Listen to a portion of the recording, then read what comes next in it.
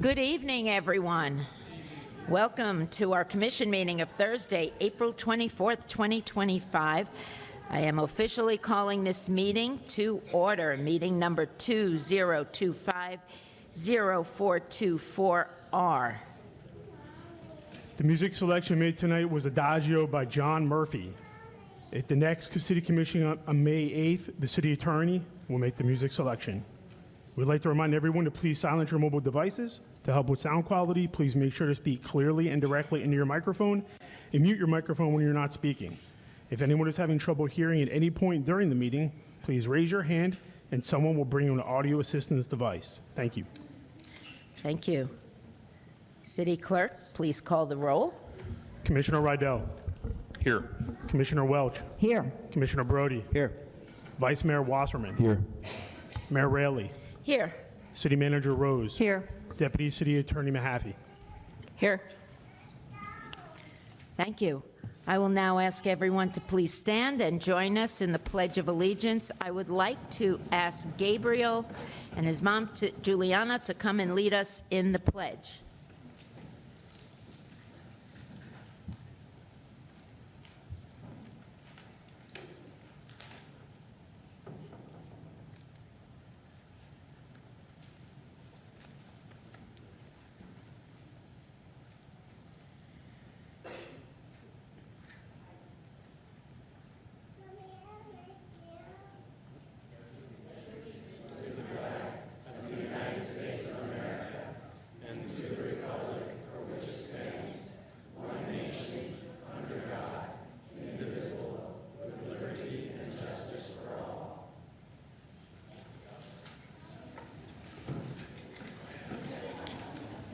Thank you all.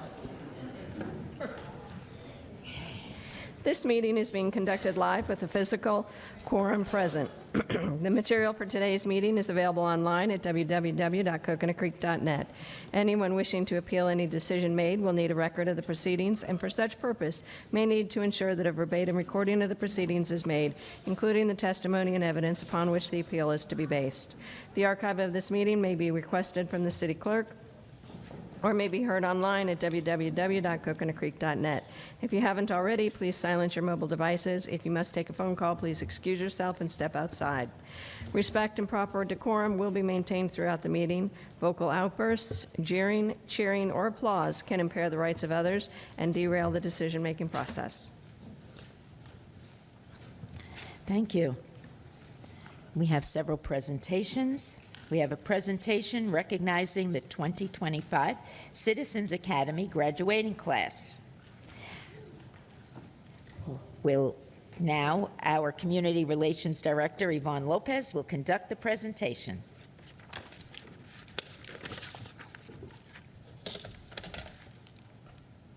Only with my glasses.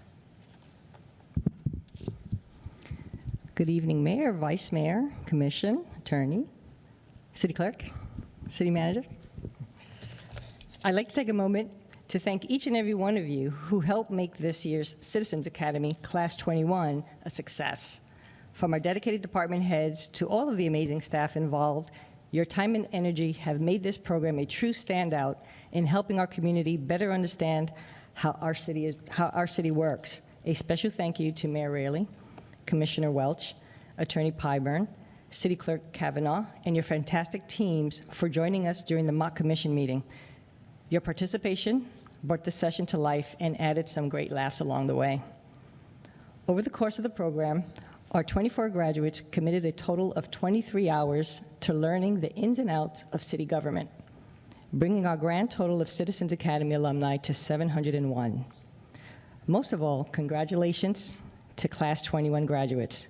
You've gained valuable insight into what makes Coconut Creek such a well-run community, and we hope you continue to share that knowledge as proud ambassadors in your neighborhoods. Thank you once again to everyone who made this experience possible. Graduates, please come to get your certificates and stay on stage for a group class photo, okay? Did anyone come in late? All right, let's kick it off. Ellen Baranoff.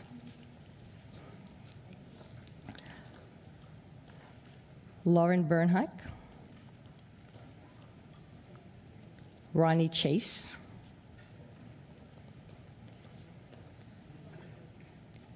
Francis Chamowitz,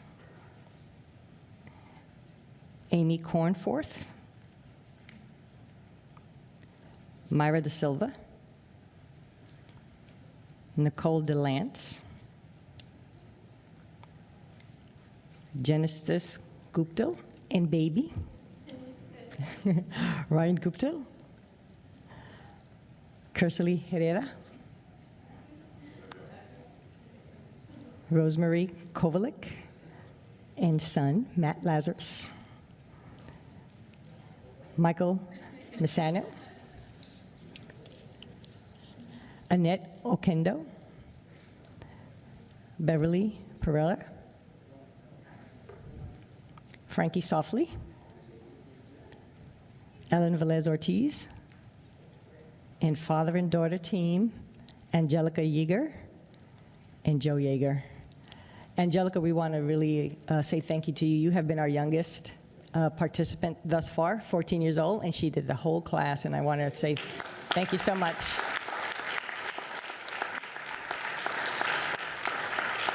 And Genesis, we hope that the baby gets to join the class in a few years.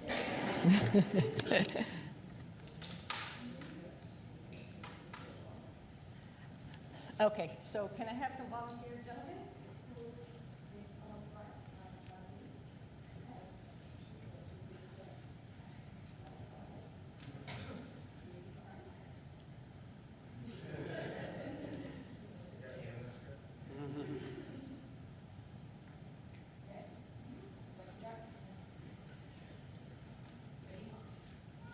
That's fine.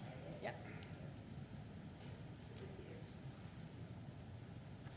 Everybody ready? Let me see your certificates. Hold on, let me just.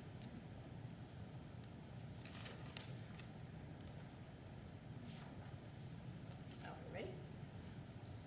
Here we go. Big smiles. Say class 2021, ready? 1, 2, 3.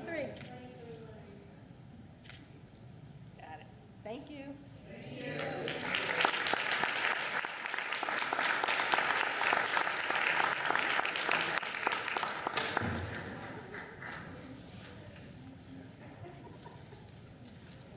Hold up, Yvonne. Yvonne, this woman here has spent so much time with us. She's reached out to us in email.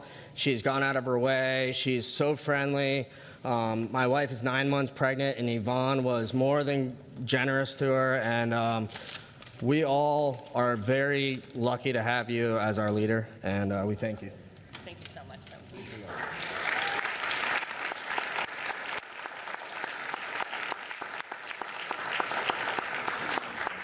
Congratulations to every one of you.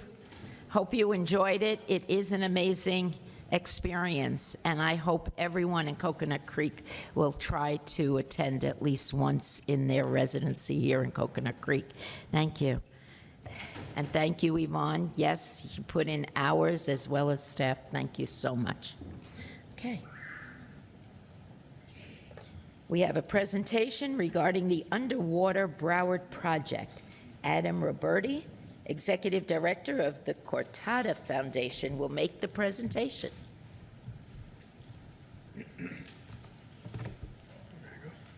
Thank you. Good evening.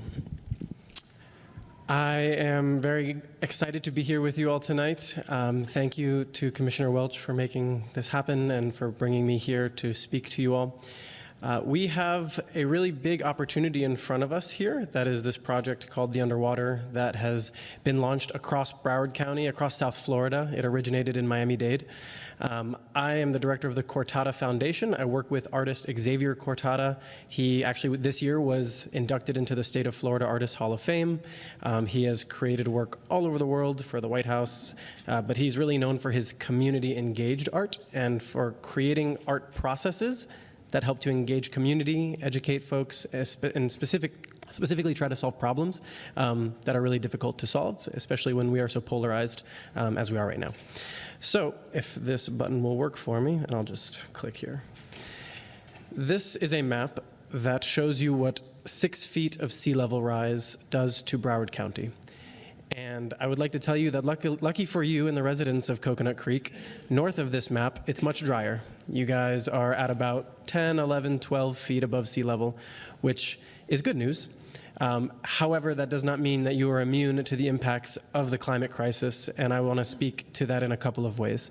One, as this progresses across South Florida, where millions of people live in Broward and Miami-Dade, they are going to need to move somewhere. Will Coconut Creek be ready for the influx of residents that want to make it their home? Will it be ready for the influx in traffic, for the need for housing? That being said, while seas are rising, oceans are warming, and that means that hurricanes are getting stronger.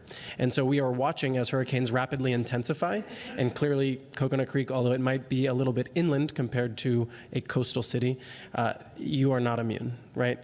And the last point that I would like to make is that you get your drinking water from the Biscayne Aquifer, which is currently getting salinated. So even though you are above ground and not getting as flooded as maybe a Fort Lauderdale or a Hollywood, you still need to be very concerned as to where your drinking water is coming from. Now, I know that this seems far away. This projection is by the end of this century, 2100. That is if we continue to burn fossil fuels at the same rate. If we transition rapidly, globally, to renewable energy, this does not have to be what we have, but right now we are not on track for that, so this is what we are headed toward. So, understanding that we are in a very vulnerable place, South Florida is seen as ground zero for the climate crisis because of heat, because of hurricanes, because of flooding, etc. How do we make sure that we can make the proper investments? You guys have big decisions to make when it comes to adaptation, when it comes to mitigation. How is it that you're going to have everyone in your community understand that those are worthwhile investments to make? How do we have constituents on the same page here? And that's where art is an incredibly underutilized tool. And so I want to show you a few examples of what I mean by that. In 2018, Xavier created the Underwater Homeowners Association. This was a project that was based in Pinecrest, and this is where all of this has originated from. He had students create these intersection murals. If you were driving by, you would see a number 7 and be like, why is there a number 7 here? What is this? This is strange, right? And at the same time that these intersections were being painted, hundreds, now many thousands of people were installing yard signs. Again, why is there number 8? This is weird. This is ambiguous. These are elevation markers. That house is 8 feet above sea level, right? That intersection was 7 feet above sea level.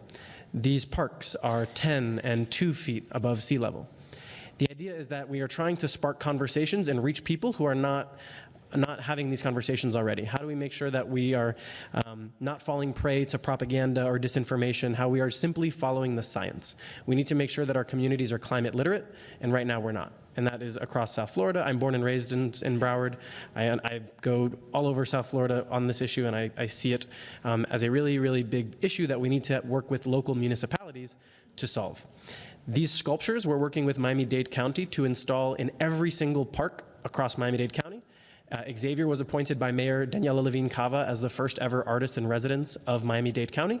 And so we're working with a number of different departments to install these sustainable concrete elevation sculptures. It's a collaboration with the University of Miami College of Engineering.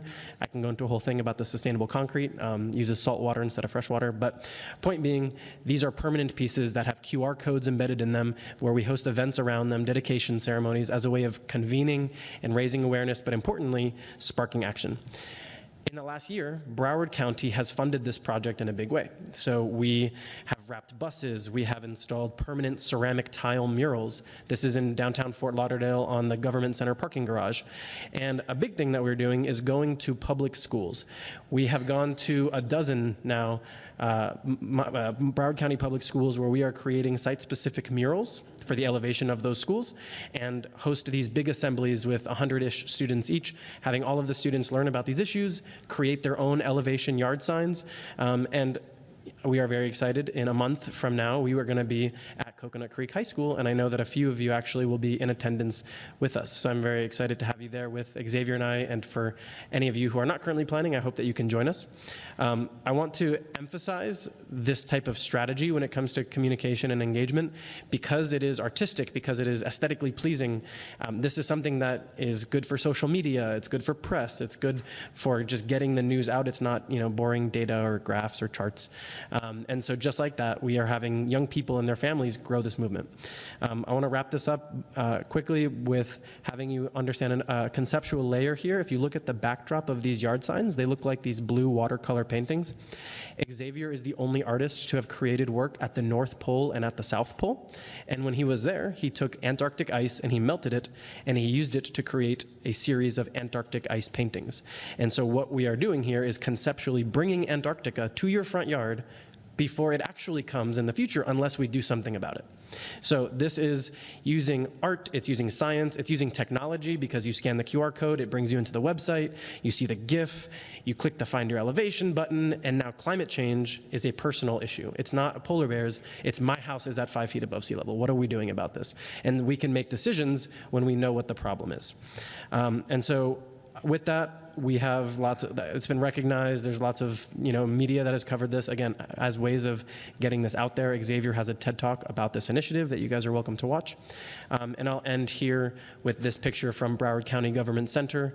We just recently installed a big number 4 metal sculpture right outside of the commission chambers, again, as a way of having stakeholders and community members learn about this issue anytime that they are in conversation with people just like you guys. So my proposition is, how can we help to expand this kind of awareness and this kind of climate action in Coconut Creek? We want to serve your residents. We are all connected here in Broward County. What affects Hollywood affects Coconut Creek and vice versa. So I would be more than welcome to collaborate with your resilience department, your public art department, whoever it is that you think makes sense. I would love to have a conversation. Thank you very much. Thank you. Does anyone have any questions? I'll reach out to you. Thank you. Thank you so much. Thank you so much. Thank you very much. Appreciate it. Have a good night. Okay. And we have a proclamation recognizing April 2025 as Autism Acceptance Month. I will read the proclamation.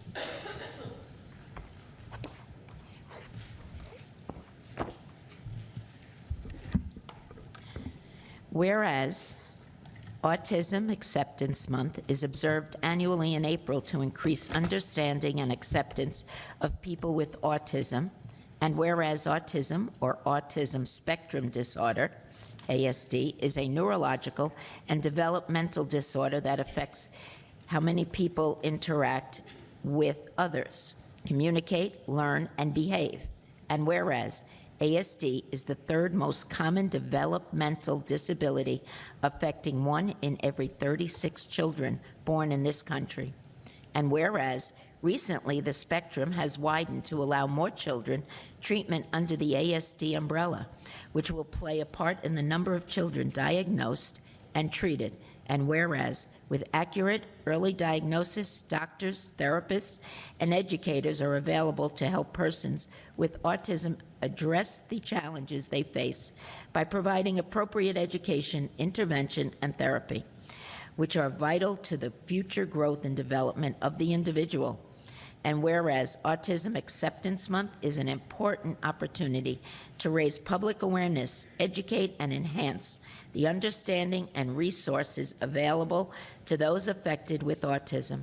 And whereas the City of Coconut Creek strives to achieve an inclusive experience for all members of our community. Now, therefore, be it resolved that the City Commission of the City of Coconut Creek, Florida, hereby proclaims the month of April 2025 as Autism Acceptance Month, to encourage a community spirit that values, includes, and celebrates all kinds of minds, and to help all those affected by autism achieve the highest quality of life. In witness hereof, Mayor, Vice Mayor, Commission has caused the seal for the City of Coconut Creek to be affixed this 24th day of April 2025. And everyone has signed, and I'd like to present this, please. Juliana, please. And Gabrielle, and Ariana.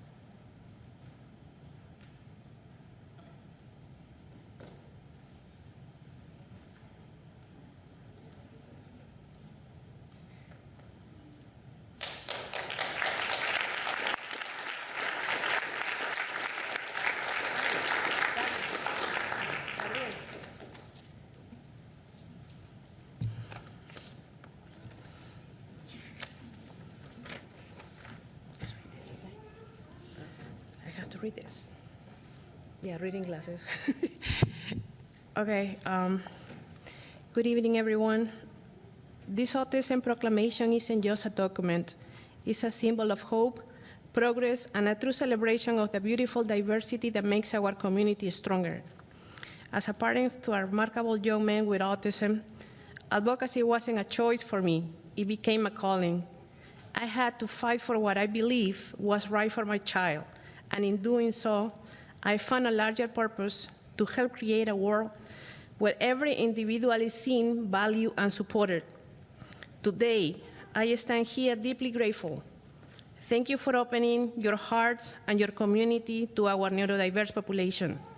One reason this means so much to me is because I know firsthand the difference compassion can make. My son survived high school thanks to the unwavering support and understanding of 4 incredible school resource officers here tonight: Officer Almanzar, Officer Vasilakis, Mancuso, and Officer Dorta. Their presence, their patience, and their kindness gave him a sense of safety and belonging when he needed it the most. That's something I will never forget and something that I will always be grateful for. That same spirit of compassion is alive today in the incredible partnership between the Coconut Creek Police Department and the Friends Responders Initiative. This initiative provides opportunities in a casual setting for first responders to meet with neurodiverse individuals who are living independently in the community. With the support from my dear CAR Center and the inspiring neurodivergent students from Atlantic Technical College, we launched a pilot program that is already changing lives. This is what inclusion looks like.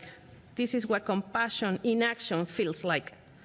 But there is still more work to do, and I can't do it alone. I need your help. Right now, only 32% of adults with autism in the United States are employed, compared to 70% of neurotypical adults. That number is heartbreaking and unacceptable, but we have the power to change it together. So I ask you tonight, stand with me, not just in support, but in action. Help me bring this message to the Coconut Creek Coral Springs Chamber of Commerce and to employers across those cities. Let's open doors, shift perceptions, and show the world the true value of embracing neurodiversity in the workplace. Together, we can build a future where everybody has the chance to thrive because it's their right. Thank you. Thank you all. Thank you. All right, we have a proclamation recognizing April 24th, 2025 as Arbor Day 2025. Commissioner Rydell, would you please read the proclamation into the record and present it to Urban Forester Sharon Vollmer? Thank you, Mayor. I would be remiss if I didn't represent Officer Mancuso, and the entire team that you've talked about is actually in the back of the room, so give them a round of applause.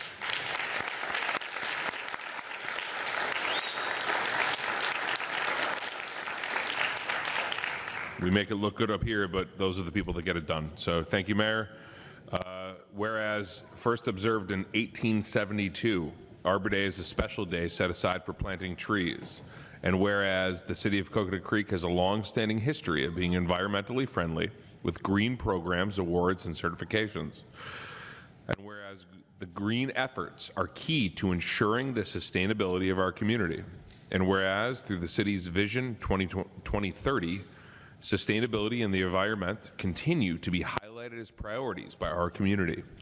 Whereas it has been a proven benefit that trees sequester carbon dioxide, which serves to reduce the city's carbon footprint. Whereas trees can reduce the erosion of topsoil by wind and water, cut heating and cooling costs, moderate the temperature, clean the air, produce oxygen, and produce a habitat for wildlife. And whereas trees in our city increase property values, enhance the economic vitality of businesses, and beautify the community. And whereas the city of Coconut Creek has been recognized as a Tree City USA by the National Arbor Day Foundation every year since 1989. And whereas it is the city's intention to continue promoting the benefits of trees And whereas it's with great pride that this year the city celebrates this tradition with tree planting at the Coconut Creek Government Center today. Now, therefore, be it resolved, the City Commission of the City of Coconut Creek proclaims April 24th, 2025 as Arbor Day 2025 in the City of Coconut Creek, and all residents are requested to support the efforts to protect trees and woodlands, to support the city's urban forestry programs, and to plant and maintain trees to promote the well-being of present and future generations. Signed by the mayor, the city clerk, the vice mayor, and the entire city commission. Who are you giving this to? Oh, Sharon here? Oh.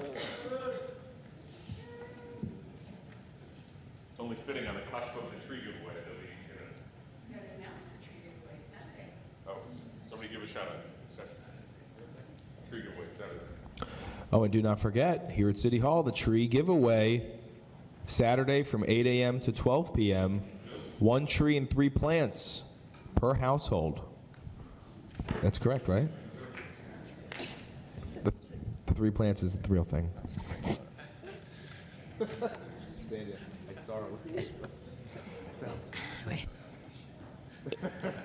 If I may, excuse me, guys, if I may, I would like to take this opportunity to recognize our city manager's contribution. She actually initiated the tree giveaway and Arbor Day 25 years ago.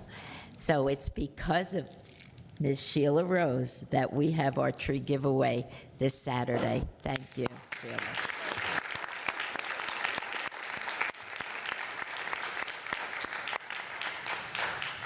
Okay. Now we have a proclamation recognizing May 2025 as Mental Health Awareness Month.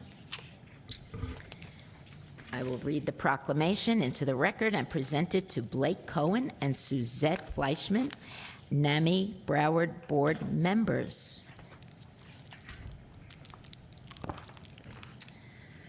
Whereas the National Alliance on Mental Illness, that's NAMI, that's what NAMI means, Broward's mission is to enhance awareness and provide programs in Broward County that support a world-class system for the treatment and recovery of individuals facing mental health challenges. And whereas NAMI Broward delivers support, education, and advocacy to nurture better understanding, coping strategies, and positive outcomes for people and their families navigating the complexities of mental health. And whereas mental health conditions are treatable health concerns that are widespread and manageable. And whereas comprehensive health care encompasses mental health care, which must be accessible to all individuals, regardless of race, gender, age, sexual orientation, socioeconomic status, values, and cultural beliefs. And whereas it is vital that these factors are integrated into treatment, allowing the community to become a bastion of support, and whereas the breadth of the mental health crisis affecting both children and adults is profound, with half of all mental health conditions beginning at age 14, and 1 in 5 adults encountering a mental health challenge in any given year. And whereas prompt intervention leads to more favorable outcomes, however, half of the children and adults living with mental health challenges never receive transformative treatment due to barriers to care and stigma.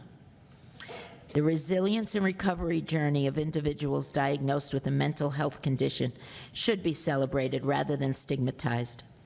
And whereas mental health challenges are not criminal issues, however, individuals with mental health diagnosis are disproportionately represented in jails and prisons. The implementation of crisis intervention training for law enforcement officers, diversion programs, and mobile crisis response teams helps effectively reduce involvement in the justice system and enhance safety. And whereas individuals experiencing mental health challenges are capable of leading meaningful lives and contributing significantly to society. Now, therefore, Be it resolved that the City Commission of the City of Coconut Creek, Florida, hereby proclaims May 2025 as Mental Health Awareness Month to promote mental health awareness and inspire those living with mental health challenges to seek support. In witness hereof, we have hereunto set our hands and caused the seal of the City of Coconut Creek to be affixed this 24th day of April 2025, signed by the mayor, the vice mayor, and the commission. Thank you.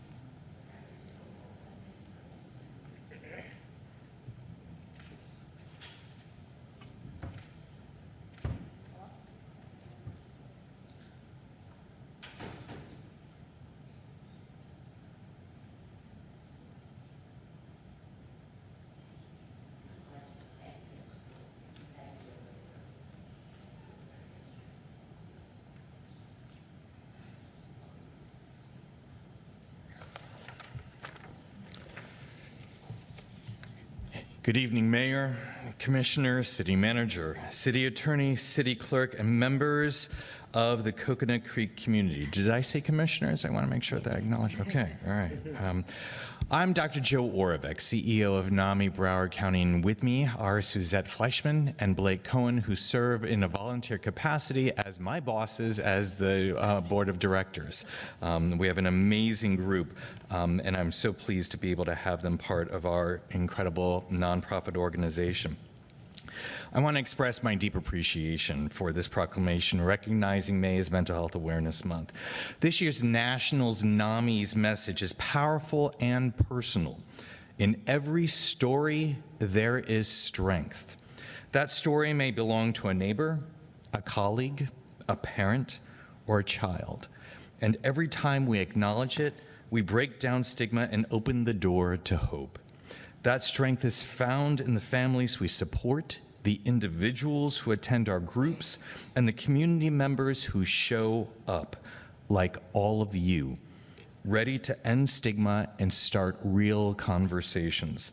NAMI is the nation's largest grassroots mental health organization, and NAMI Broward is proud to serve as your local grassroots mental health nonprofit organization.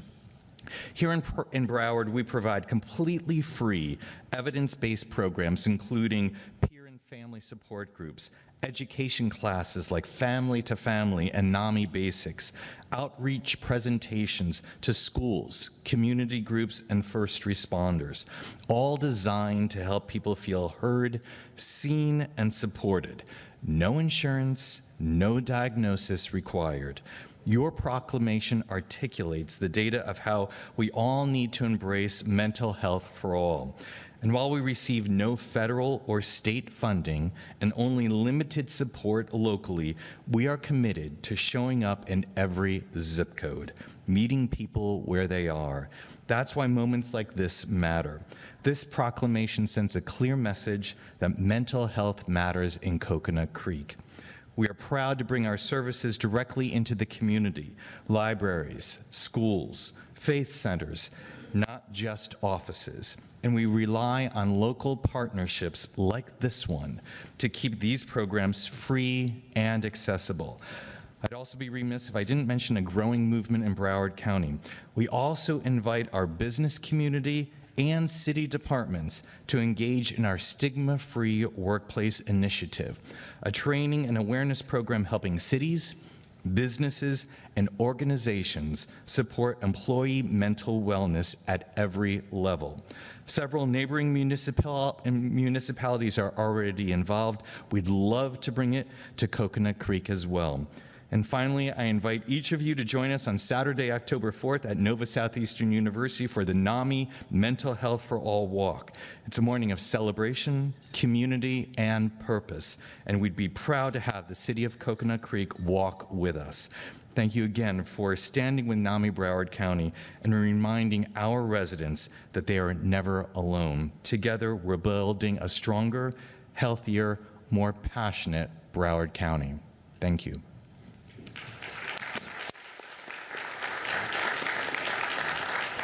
Thank you so much. Okay. Next, there's a proclamation recognizing May 4th to May 10th, 2025 as International Compost Awareness Week. Commissioner Welch will read the proclamation into the record and present it to Filthy Organics owner Dustin Dubois. Thank you, Mayor. Whereas the Compost Research and Education Foundation, along with Canada, Australia, the United Kingdom, and other countries, have declared the first full week of May to be the annual International Compost Awareness Week.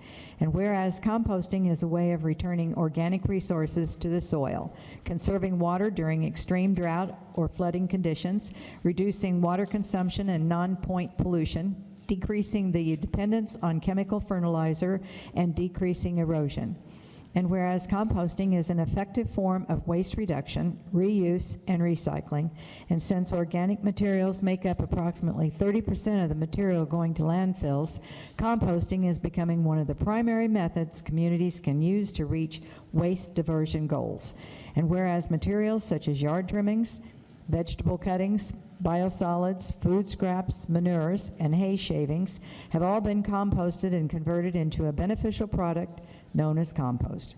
And whereas communities can have a significant impact on clean water, soils, climate change, and landfill diversion by using compost. And whereas International Compost Awareness Week is an education initiative to showcase compost production and demonstrate compost use. And whereas composting creates green jobs and infrastructure for cities and states who implement composting programs. And whereas this year's theme is Sustainable Communities Begin with Compost, which highlights composting in all kinds of communities at any scale, recognizes composting as an essential element in developing a sustainable resources management plan for any community, and empowers communities to manage their own waste, create job opportunities, and support healthy soils with locally made compost. Now, therefore, be it resolved that the City Commission of the City of Coconut Creek, Florida hereby proclaims the week of May 4 to 10, 2025 as International Compost Awareness Week in recognition of the benefits of composting to create more resilient neighborhoods and a more sustainable future for our communities. So it's signed by the mayor and the vice mayor and the commission and attested by our city clerk.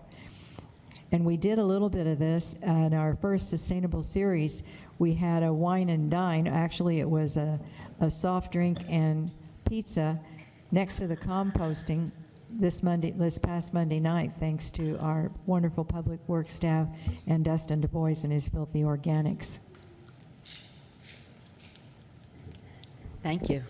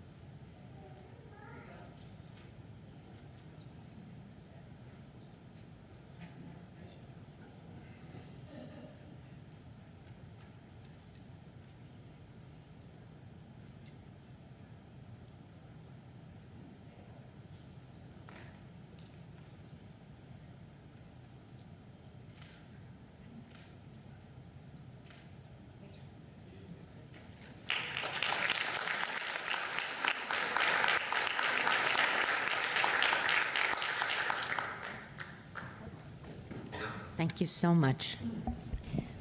Proclamation recognizing Oh, I'm sorry, Dustin. Excuse me. Go ahead. That's all right, I appreciate it. This was a long one. So I'll be brief. Listen, I don't have to tell this city how important garbage is and composting is.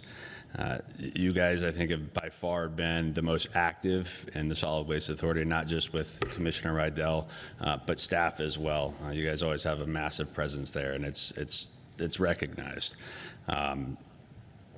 This city has played a crucial role in helping us get a composting industry started in South Florida. It doesn't exist. We're grassroots getting this thing going. So with your help, Filthy Organic, since its inception in 2020, has been able to recycle close to 500,000 pounds of organic waste. That's food waste and yard waste that otherwise would have went to the landfill. So thank you for that. Just want to hit on just 3 years ago, when the Solid Waste Working Group was starting the Solid Waste Authority, really the only thing they wanted to talk about was building an incinerator. That was going to be the solution to all our problems. And I'm sure you guys can attest that our elected officials can't seem to have a conversation now about garbage without talking about compost. So it's really fantastic, and you guys have been a huge part of that happening for us. So thank you for your support. We couldn't do this without the city, the staff, and this commission as well. And just last quick plug for the folks coming to the tree giveaway. We'll be there as well, giving out some small bags of compost. So thank you again. Thank you.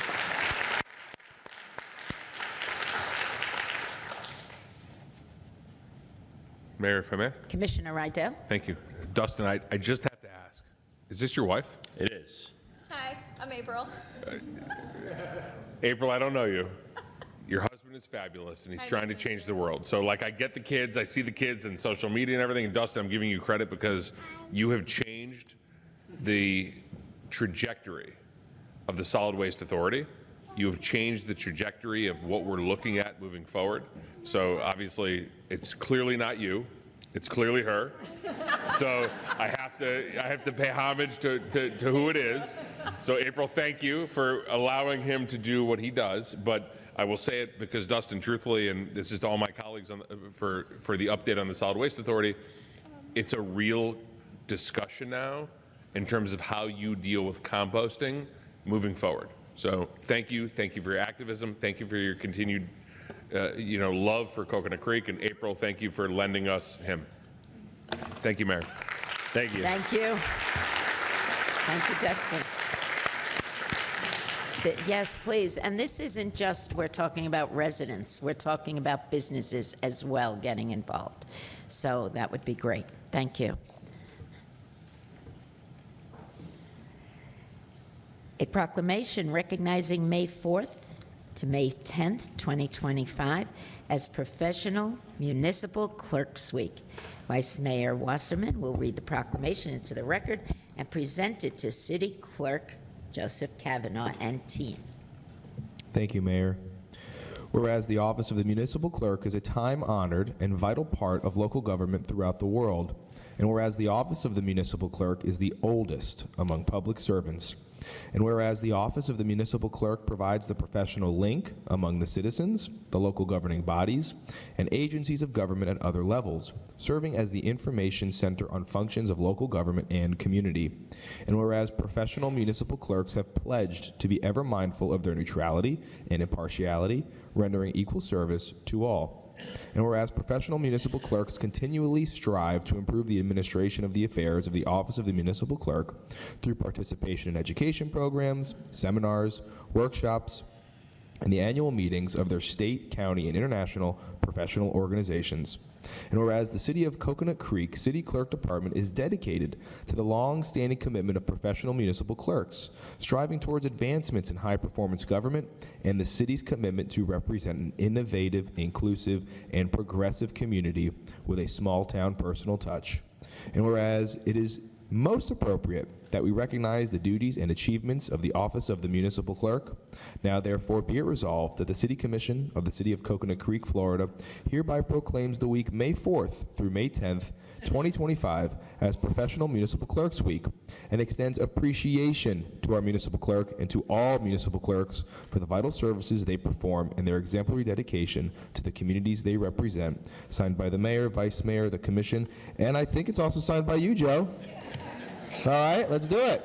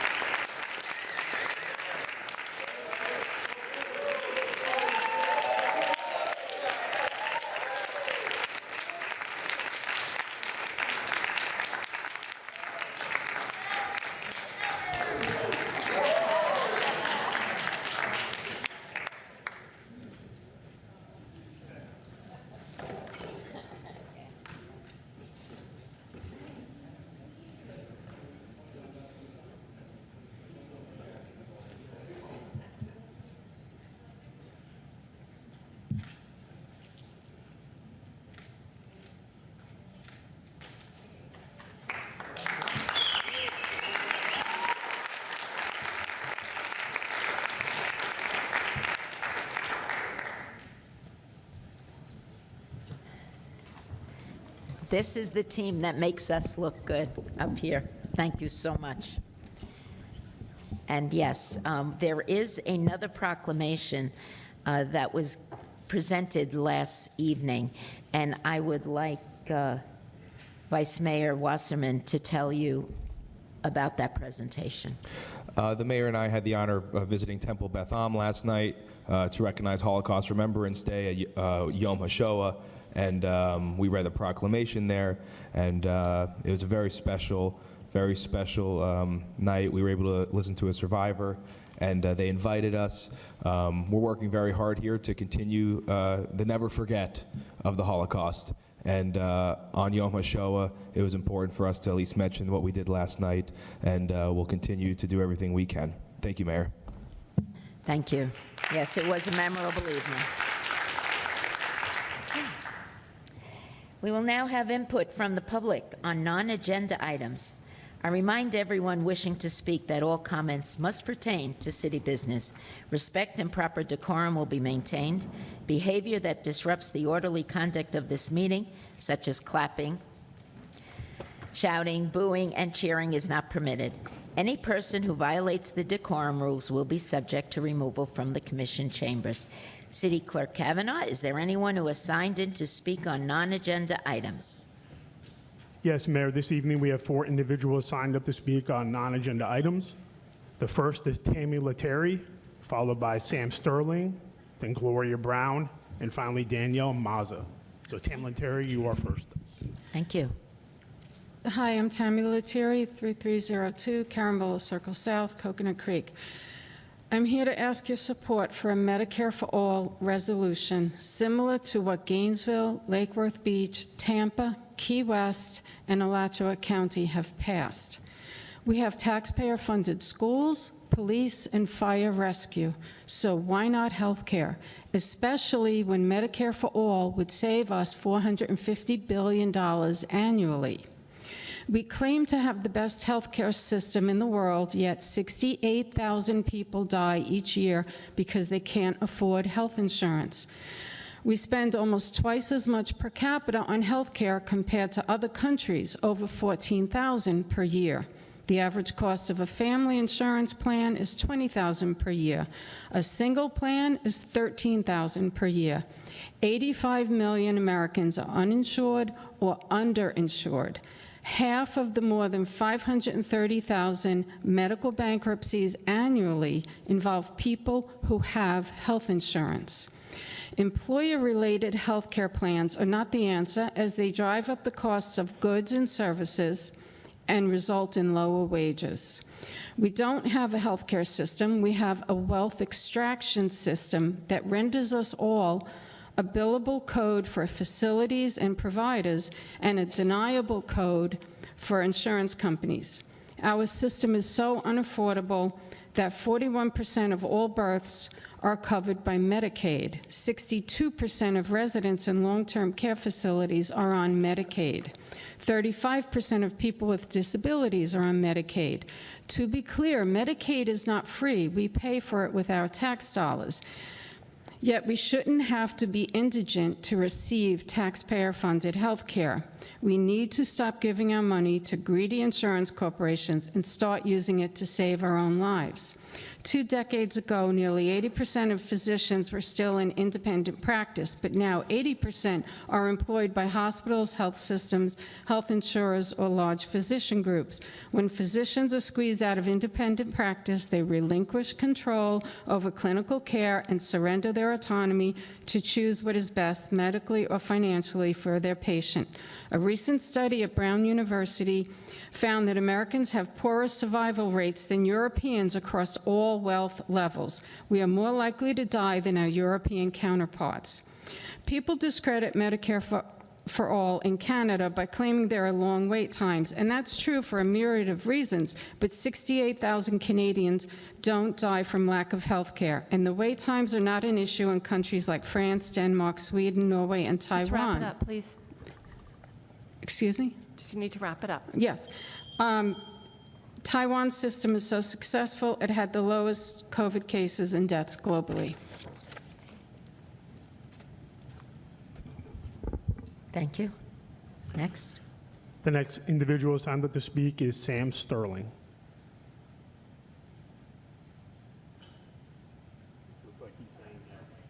All right, thank you.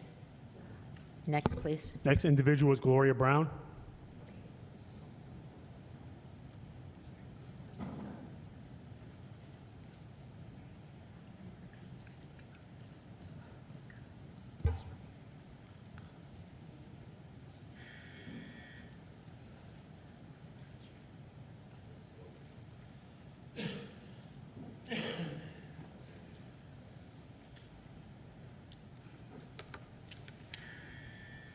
Good evening, Commissioners.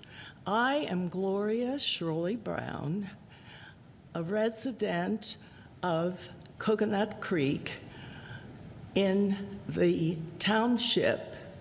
Applewood 4 is the community I live in. I am here this evening as a retired demographer who helped plan Coconut Creek with Roy Rogers, one of your original Tartan-Mento engineers. I moved to Coconut Creek because working with Roy, thought it was a really wonderful place to live. However, I chose to live in Applewood 4. The community is very poorly managed. We have no elevator for handicapped people like myself that is dependable. Most of us suffer without air conditioning in our units because of poor maintenance.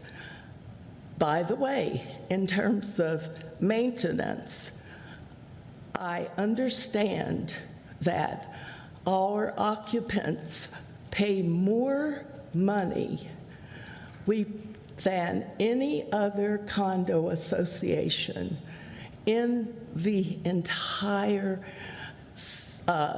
township community, and we live without those things that are guaranteed by Florida state law. We live under conditions that are unsanitary and unsafe. A substandard housing development is what we live in this city. I have 34 seconds.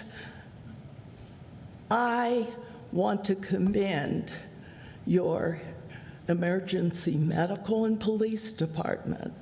They carry us up and down the stairs at taxpayer expense and utilizing time that they could help people who really need help. I want to commend them, and in my last minute, we need your help. And I would like to ask the city to consider possibly establishing a committee of people who live in condominiums. There are so many in the city. And we are helpless. We don't know where to turn. Thank you for your time and the extra time that you've given me. If I might, just a moment. I know these concerns were raised with the staff just a little earlier in this week, and we did send Code Officer Jan Moppert out. She did speak with the management. I believe some of the issues are getting resolved. We also understand there is a backlog with Broward County, who handles the repair and maintenance of elevators. I actually appreciate you bringing these issues to our attention. There are limitations on what the city can do, but we certainly are jumping in and doing whatever we can with the management company. Thank you. We will follow up. Thank you, Gloria. Okay. Next. The next speaker to sign up to speak is Danielle Mazza.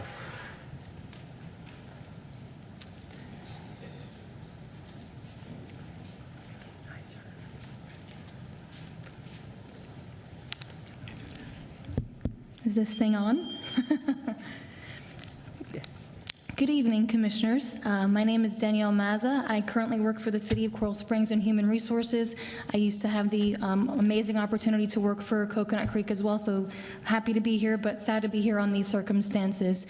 I commend Gloria, did an amazing job. I'm also a resident of Applewood 4. I'm here to speak to the most difficult time I've been through in my life these past few weeks and these past, since September of last year. My stack, so to confirm, I'm a condo owner in building 2907A in Applewood 4 in the township. My stack experienced a really major flood due to a water source heat pump infrastructure for our AC system. It's totally out of the owner's hands.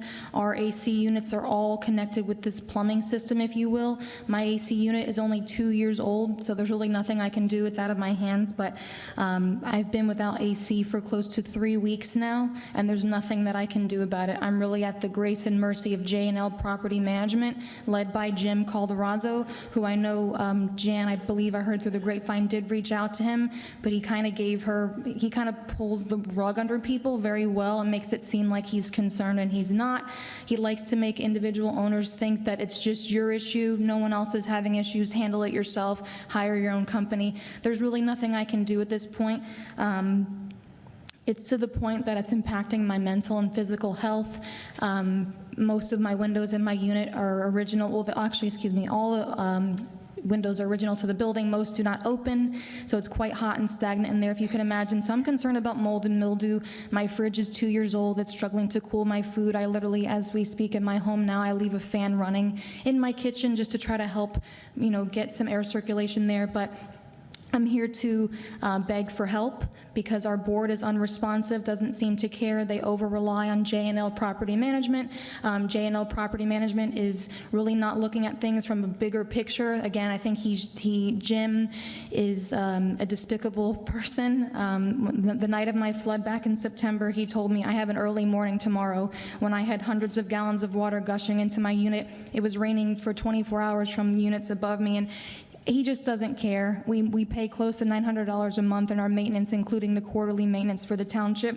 And I'm trying to sell my place. I've had my place listed since November of last year. I can't sell it. Can't rent it out.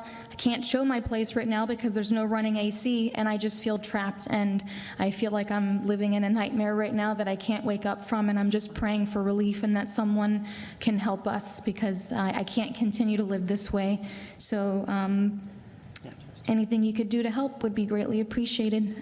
Thank you so much for your time. Thank you. Justin, could we address that, please? Yes.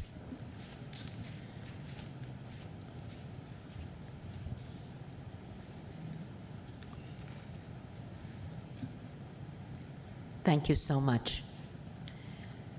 Again, we will follow up on that. Thank you. And Justin will speak to you right now. Okay, next, Mr. Clerk. That concludes input from the public, Mayor. We had Nancy Fry? No? Okay, thank you. Anyone else that would like to speak on a non-agenda item? Thank you.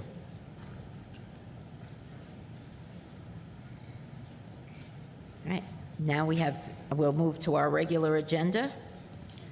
We have a motion approving the minutes from previous City Commission meetings, 2025-0325 and 2025-0327R.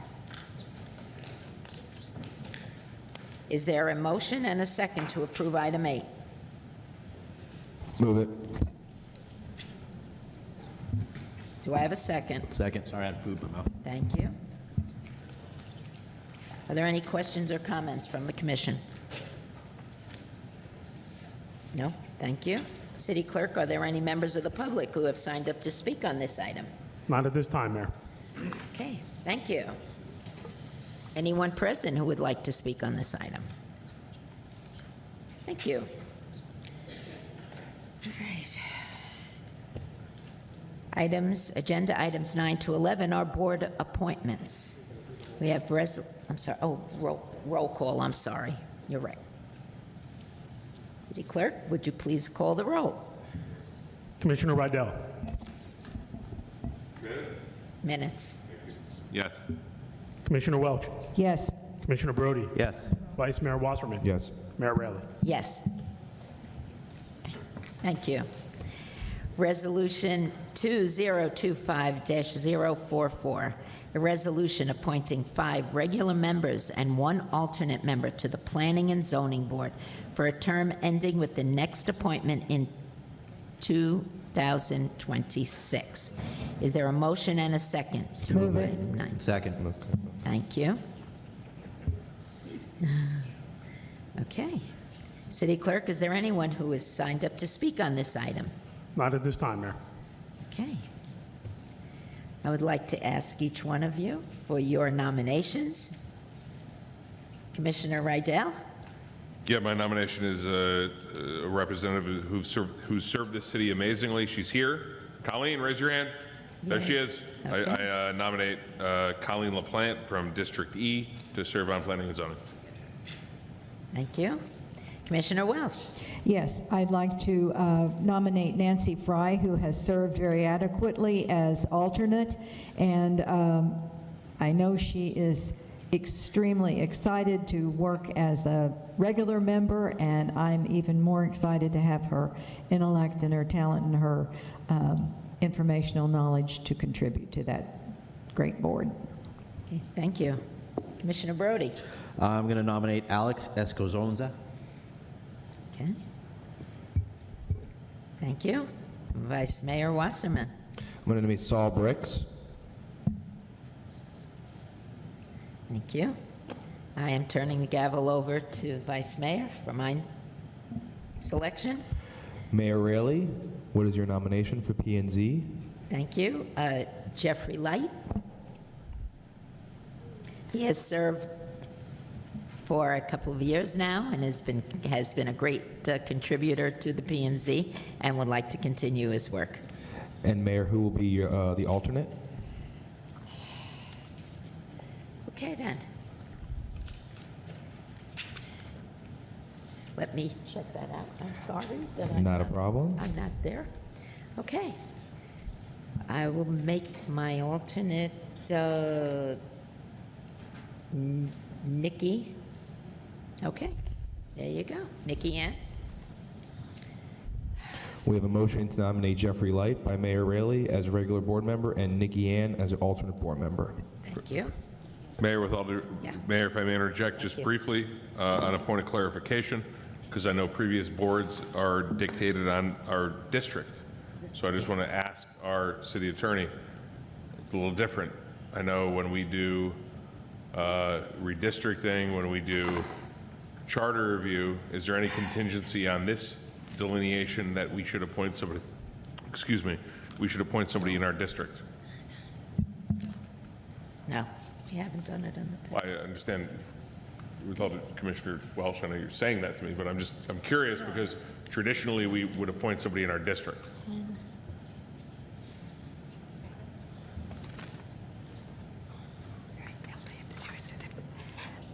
The code does not require it. It just requires that each of you appoint someone, Okay, so there's no requirement for district. that they live in your district, no. Thank you, Ms. Mahaffey.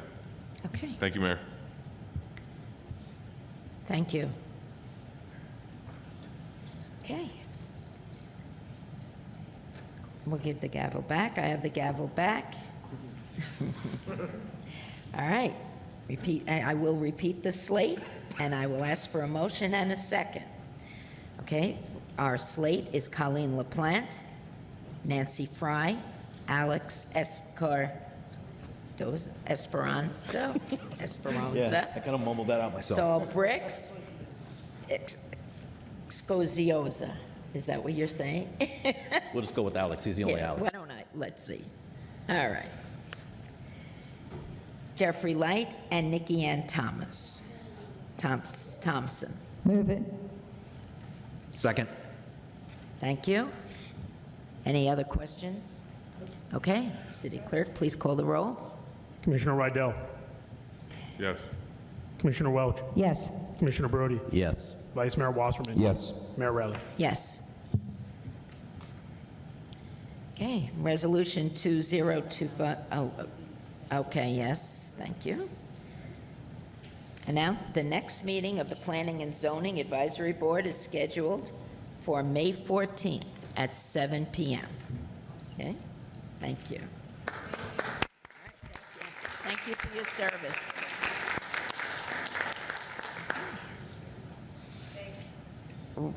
Resolution 2025-045, a resolution appointing 5 regular members and 1 alternate member to the Parks and Recreation Advisory Board for a term ending with the next appointment in 2026.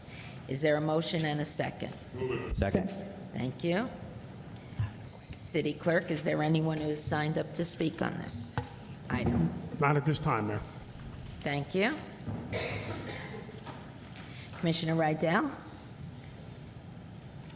I'm going to nominate Kenneth Forbes. Okay. Commissioner Welsh? Michael Madigan. Commissioner Brody? Michael Giardino. Okay. And Vice Mayor Wasserman? Wasserman? Joe Van Hemel. Okay. And I would like, I'm sorry, pass the gavel. Okay. Mayor Raley, what would be your nomination for the regular, for your regular Parks and Recreation Board member? Would be Benjamin Vega. And alternate board member? Gail Danielle Worrell. I'm returning the gavel. May I say that on the agenda item, the last name Worrell is not added? Thank you. Okay. Thank you. The slate as nominated for Parks and Rec is Ken Forbes, Mr. Madigan, Commissioner Brody was Joseph, what was yours? Michael Giardino. Okay. Joe Van Hemel, Ben Vega, and Gail Danielle Worrell.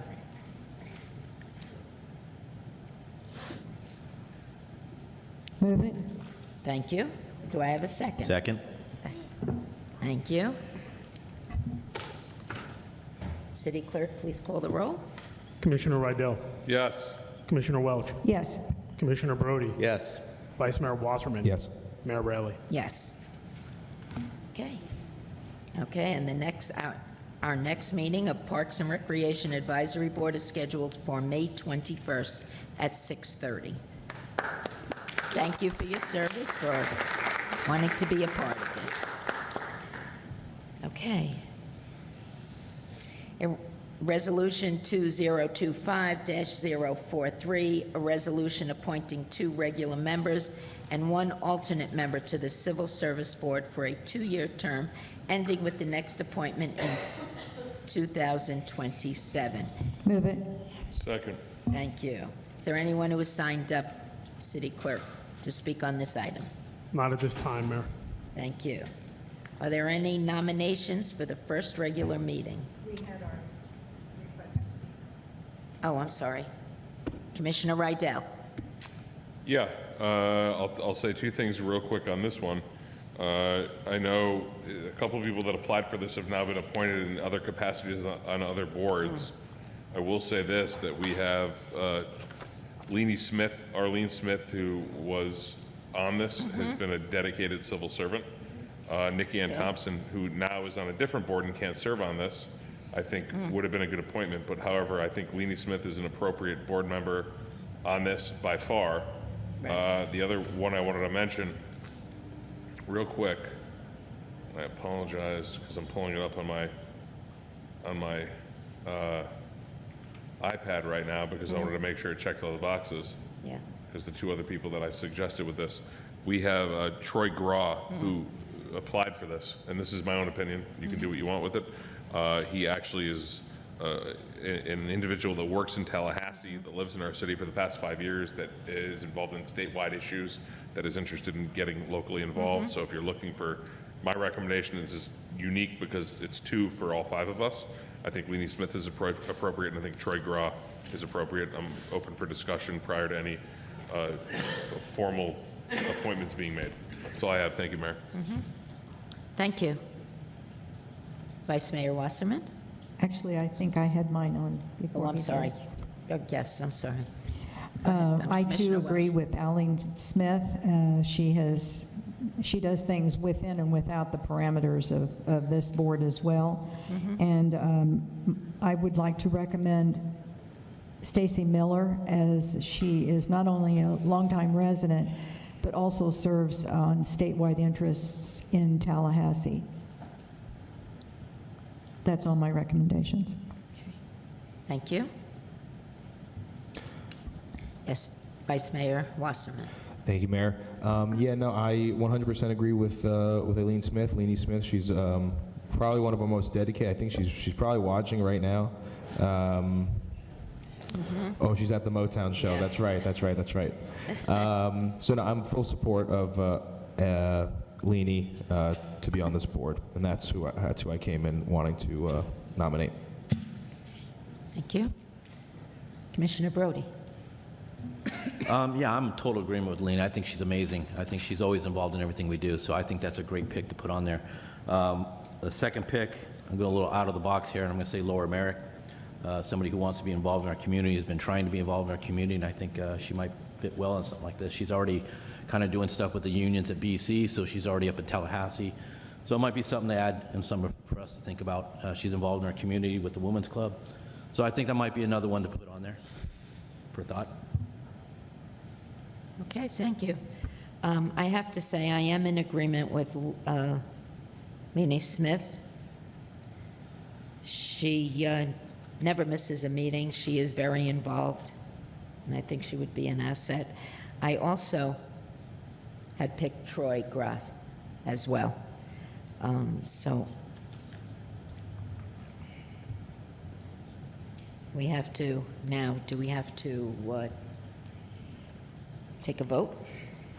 At this point, that was more of a discussion, I think, and recommendations and ideas. So you'll need to, you've got 2 positions to fill. You can do that in terms of putting forth all your nominations, and then you each vote for 2 people. You have a vote on each person, and you each vote for 2 people. And then the 2 people with the highest votes would be the 2 regular appointees, if that's a process that you all are comfortable with. Okay. Yeah. And then after you've done that process, you'll do nominations for the alternate. Okay. So we should go down the line, have our choices for 2 positions, and then see who has the most, or what do we vote on it individually?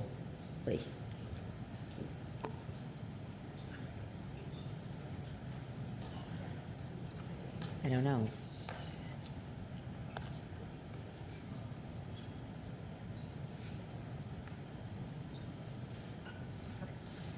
All right, so we're just going to do one position at a time. We'll take nominations for that first position, and then if there's 3 nominations, we'll vote on each of those individual people. If there's 1 nomination, that person would be elected. Well, if I may, before we call a vote, Mayor, if I may. Commissioner Rydell, go ahead. Commissioner Brody, if I may engage. We have 2 regular members. I think there's a consensus for Leanie Smith to be one of the members. I don't want to speak to the second member. I'm just curious if the commission has an appetite to do Troy Gra as a second member and then Ms. Matherick as the alternate. I don't know if that's Well, acceptable to the commission. I suggested Stacy Miller Okay. Miller then also. Let's vote on it then. So on your first, so for the, if you focus on the first position, I'm I sorry. nominate Leanie Smith for the first nomination seat. Second. Move it. Second. There you go. Okay. Any further discussion on that? Not on her. Okay. Yes, please call the vote. Roll on Leanie Smith, please, as being the first member. Commissioner Rydell? Yes. Commissioner Welch? Yes. Commissioner Brody? Yes. Vice Mayor Wasserman? Yes. Mayor Rowley? Yes. Okay, now for the second position. Do I have any nominations? I nominate Troy Gra. Stacy Miller. Laura Merrick. We got to, I mean, there's a procedure. Yeah. I don't mean, Mayor, I defer to you. I Right, thank you. nominated Troy Gra. All right. Is there a second? Now, we need a second on Troy Gra. Do we have a second? I'll second it. Okay, so now, Are there any further discussion Are there any other on that nominations? nomination, or are there any other nominations? Stacy Miller. Okay. Fails for a second. Okay. Is there a second? No, we're good. Okay. Is there a second? Are there seconds for Stacy Miller or seconds for Laura Matherick?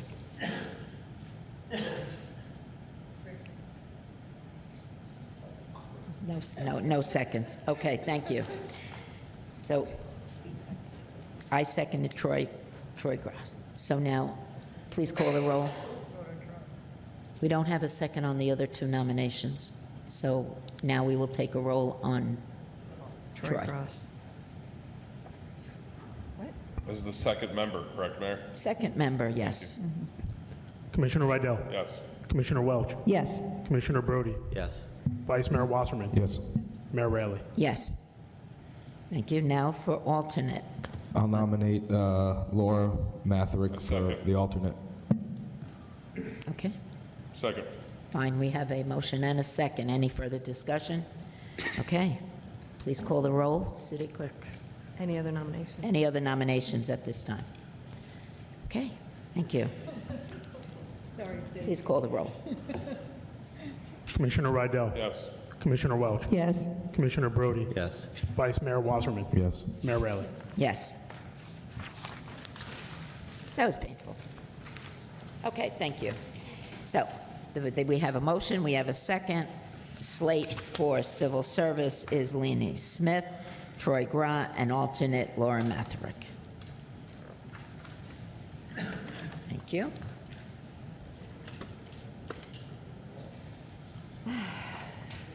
All right, now we have an ordinance to, oh, we have to vote on it. So we'll vote on the slate, please, as read. Please call the roll. Oh, we need a motion and a second on the Move slate. it. Second. We did all that. Okay. Thank you. We have a motion and a second now. Any further discussion? Please call the roll. Commissioner Rydell? Yes. Commissioner Welch? Yes. Commissioner Brody? Yes. Vice Mayor Wasserman? Yes. Mayor Rowley? Yes. Thank you. Now we have an ordinance 2025-014. Ordinance number 2025-014, an ordinance of the City Commission of the City of Coconut Creek, Florida, authorizing the mayor to execute the Second Amendment to the lease agreement by and between the City of Coconut Creek and Celco Partnership DBA Verizon Wireless, which provides for the modification of equipment on the city's telecommunications tower at Lakeside Park, subject to all other terms and conditions provided therein, providing for recordation, providing for conflicts, providing for severability, and providing an effective date. Move it. Thank you. Please. Good evening, Mayor, Vice Mayor, Commissioners. This amendment will allow Verizon to modify the equipment on the tower, which will not substantially increase the loading factor on the tower, and modify its equipment with the existing lease space on the ground. There is no increased rent for this modification since the rent increased with the first amendment. However, Verizon never completed that work. Due to rapid changes in the industry, Verizon chose to redesign the equipment, which has led us to the item here tonight. Thank you for your time. Okay. Thank you. Are there any further discussion? I know the wireless guy, Commissioner Brody. Actually, I went through a lot of stuff. I understand what's going on with Verizon, but since I got you in the room, what are we doing about that toilet brush over in Winston Park? All right, so I would like to kind of have that addressed at some point with that carrier, or those carriers. I think Dish was the last one to go on that tower that didn't paint their antennas. Dish painted their antennas and put up the covers. There's some other providers that were addressing that did not. Okay, and make sure we put some branches back up on the fake tree? Yes, we are. Well, right now we're working with Cityscape. They're researching and looking for a company to reinstall or refresh the branches due to their condition. We're trying to find someone that will do that type of work. I used to know a guy. I don't know a guy anymore. Yeah. All right. Yeah, we're working diligently with the contractor to finish out the existing work that's there. As far as the lakeside is fine. They're staying within their footprint, so Yes. and the structural passed. It was verified that it was Kimberly Horn that ran it? Yes, Kimberly Horn reviews all of them. Okay, yeah, they're a good company. Thank you. Are there any further questions from Commission? Thank you. City Clerk, are there any members of the public who have signed up to speak on this item? Not at this time, Mayor. Thank you. Is there anyone present that would like to speak on this item? Thank you. Any further questions from Commission? All right, thank you. Please call the rolls. City Clerk. Commissioner Rydell? Yes. Commissioner Welch? Yes. Commissioner Brody? Yes. Vice Mayor Wasserman? Yes. Mayor Rowley? Yes. Okay. Resolution 2025-062, a resolution approving the Tradewinds Elementary School application for matching grant funds from the Neighborhood Enhancement Grant Program for sign enhancements. Is there a motion and a second on item 13? Second. Thank you. Are there any questions or comments from City Commission? Okay. City Clerk, are there any members of the public who have signed up to speak on this item? Yes, we have one member of the public signed up to speak in this item, and that is Nancy Fry. Thank you.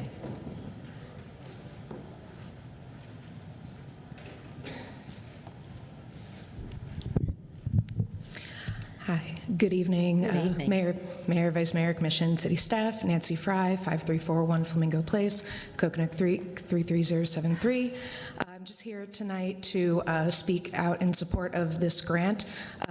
The marquee is something we desperately need at Tradewinds. We're the only school left in the city that does not have an electronic marquee.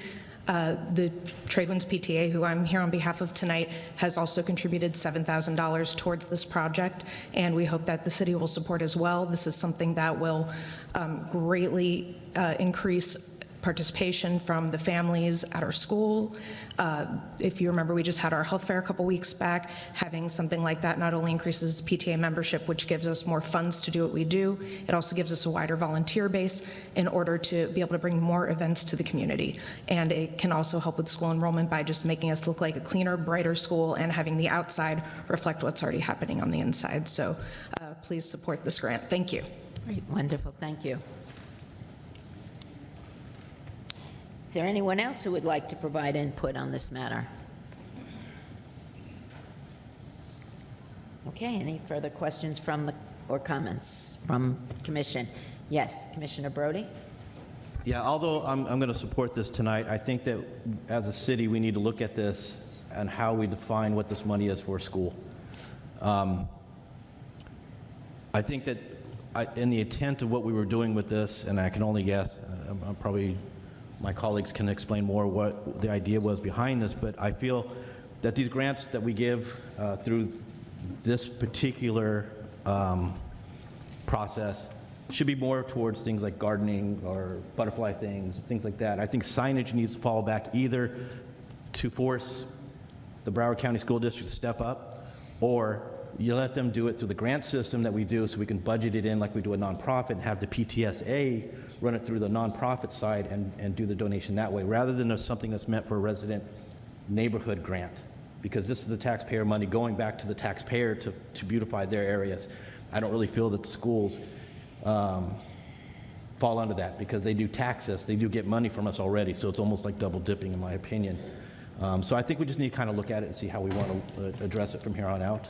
That's all the thing I'm going to request, but I do support it tonight for this particular item. Okay, thank you. Vice Mayor Wasserman. I support it as well, but I don't think Coconut Creek High School has an electric thing. But all due respect, Nan, all due respect. No, that's it. Thank you. Okay, thank you. All right, Commissioner Rydell. Thank you, Mayor. I think it's important to point out that, with all due respect, Ms. Fry is here. We also have somebody also very significant here that chose not to speak, and that's our principal at the school. I think it's important, and here's why. I don't necessarily agree with this, because I think this is a better way to reach people. I fully support it, because we need to invest in our schools. We need to invest in our schools and what our communities give in and buy into. So I support this tonight. I think there's more creative things moving forward. I signed up to be at your career day. I emailed you today. So I will say this. I think our commitment as a city amongst all our elected officials to every single school that's constitutionally in Coconut Creek exists. But I will suggest tacitly that if you find a creative way that you want city dollars, pitch us, because I'm willing to bet all of us will support it. To support our kids, we do it with our SROs, we do it with our community. So I support this evening. I will always support our schools. And you should have spoke. I mean, you're here. Come on, get up here. Of course you get up here. But I'll defer to the mayor on that. Thank you, Mayor. Thank you. Yes, absolutely. Principal Ellie, please. Wasn't sure about protocol. Hello, I'm Dr. Priscilla Ellie, proud principal at Tradewinds Elementary School. Thank you so much for the opportunity, and thank you. I do understand and share what you guys are saying, and I think it is like as we were looking at the grant as part of something for the marquee and for the school. That's why I thought it would be a great opportunity, and with the help of our staff, our school advisory forum chair Nancy Fry, who even shared the suggestion with me. I said, well, let me see if I can apply, but definitely I understand what you guys are saying, and I do appreciate your support for this. And I'm just going to echo the same sentiment that Nancy shared, but we are doing a lot of amazing things inside our schools. And I definitely do believe that as part of the marquee, being in the city of Coconut Creek, that we wanted to reflect that curb appeal and the aesthetics of just what we're doing inside to reflect outside. And also that marketing piece, especially, I'm not speaking school board, but with the enrollment, I just think it's just a really great tool to showcase everything we're doing inside the school. And as an advertisement, if you can't get to our website, you can definitely, as you're driving by, see everything that's going on. So again, thank you for the feedback. I appreciate it. And I would love that you guys support this grant. Thank you. Thank you very much. Commissioner Welch. Thank you so much. I'm glad that you got up to speak, Dr. Ellis, and your two girls are here tonight too. For an hour and a half they've been waiting, plus the Do the Right Thing. But I do watch the schools that do have electronic boards. I like the one at Monarch. I go by and I look at the message. Winston Park Elementary, the same thing. So, and given that it is written in our policy, I think it is the right thing to do, to keep the schools in mind, because they are part of our neighborhood, very much part of our neighborhood. So totally support the project tonight, and thank you for bringing it forward. Thank you. Commissioner, Vice Mayor Wasserman. No, just real quick, and please know, in the coming weeks, with Teacher Appreciation Week, the city will be delivering cookies for the teachers, fruit trays. Fruit trays. I thought it was cookies. I apologize. I guess we had something happen. Yeah, we're healthy wellness. So yes, so those will be coming from the city. Good, thank you. I totally support this because I think it's important that our schools within our city reflect the city itself. And I think that our children need to have pride in their school, the way it looks, the way it's operated. Instill that pride in our children, and they will excel. They will want to excel. So thank you, yes. You're doing a great job, by the way. Thank you. Okay. Anyone else that would like to speak on this issue? Thank you. City Clerk, please call the roll. Commissioner Rydell? Yes. Commissioner Welch? Yes. Commissioner Brody? Yes. Vice Mayor Wasserman? Yes. Mayor Raley? Yes. Okay. I will now recuse myself on this next resolution and pass the gavel. First, I will read the resolution, and then I will pass the gavel.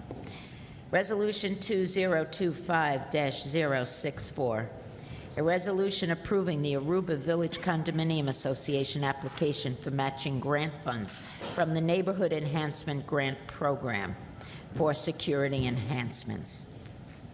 I will now recuse myself, pass the gavel to Vice Mayor Wasserman. Thank you, Mayor. Is there a motion and a second to approve item 14? Move it. Second. Approved by Commissioner Welch, seconded by Commissioner Brody. Are there any questions or comments from the City Commission? City Clerk, are there any members of the public who have signed up to speak on this? Not at this time, Vice Mayor. Is there anyone else present who would like to provide input on this? All right. Are there any further questions from the commission on this? Okay. I'm going to pass the gavel back to the mayor.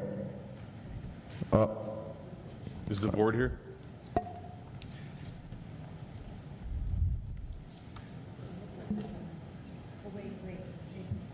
Hey. Yeah, I got it.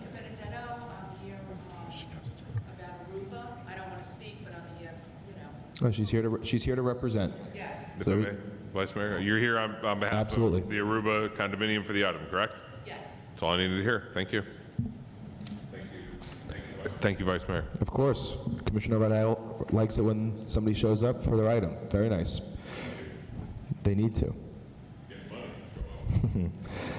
Clerk, please call the roll. Commissioner Rydell? Yes. Commissioner Welch? Yes. Commissioner Brody? Yes. Vice Mayor Wasserman? Yes. And Mayor Raley noted for the record that she is recusing herself on this vote. Thank you. Let the record show I have the gavel again. Ordinance 2025-007. This is second reading.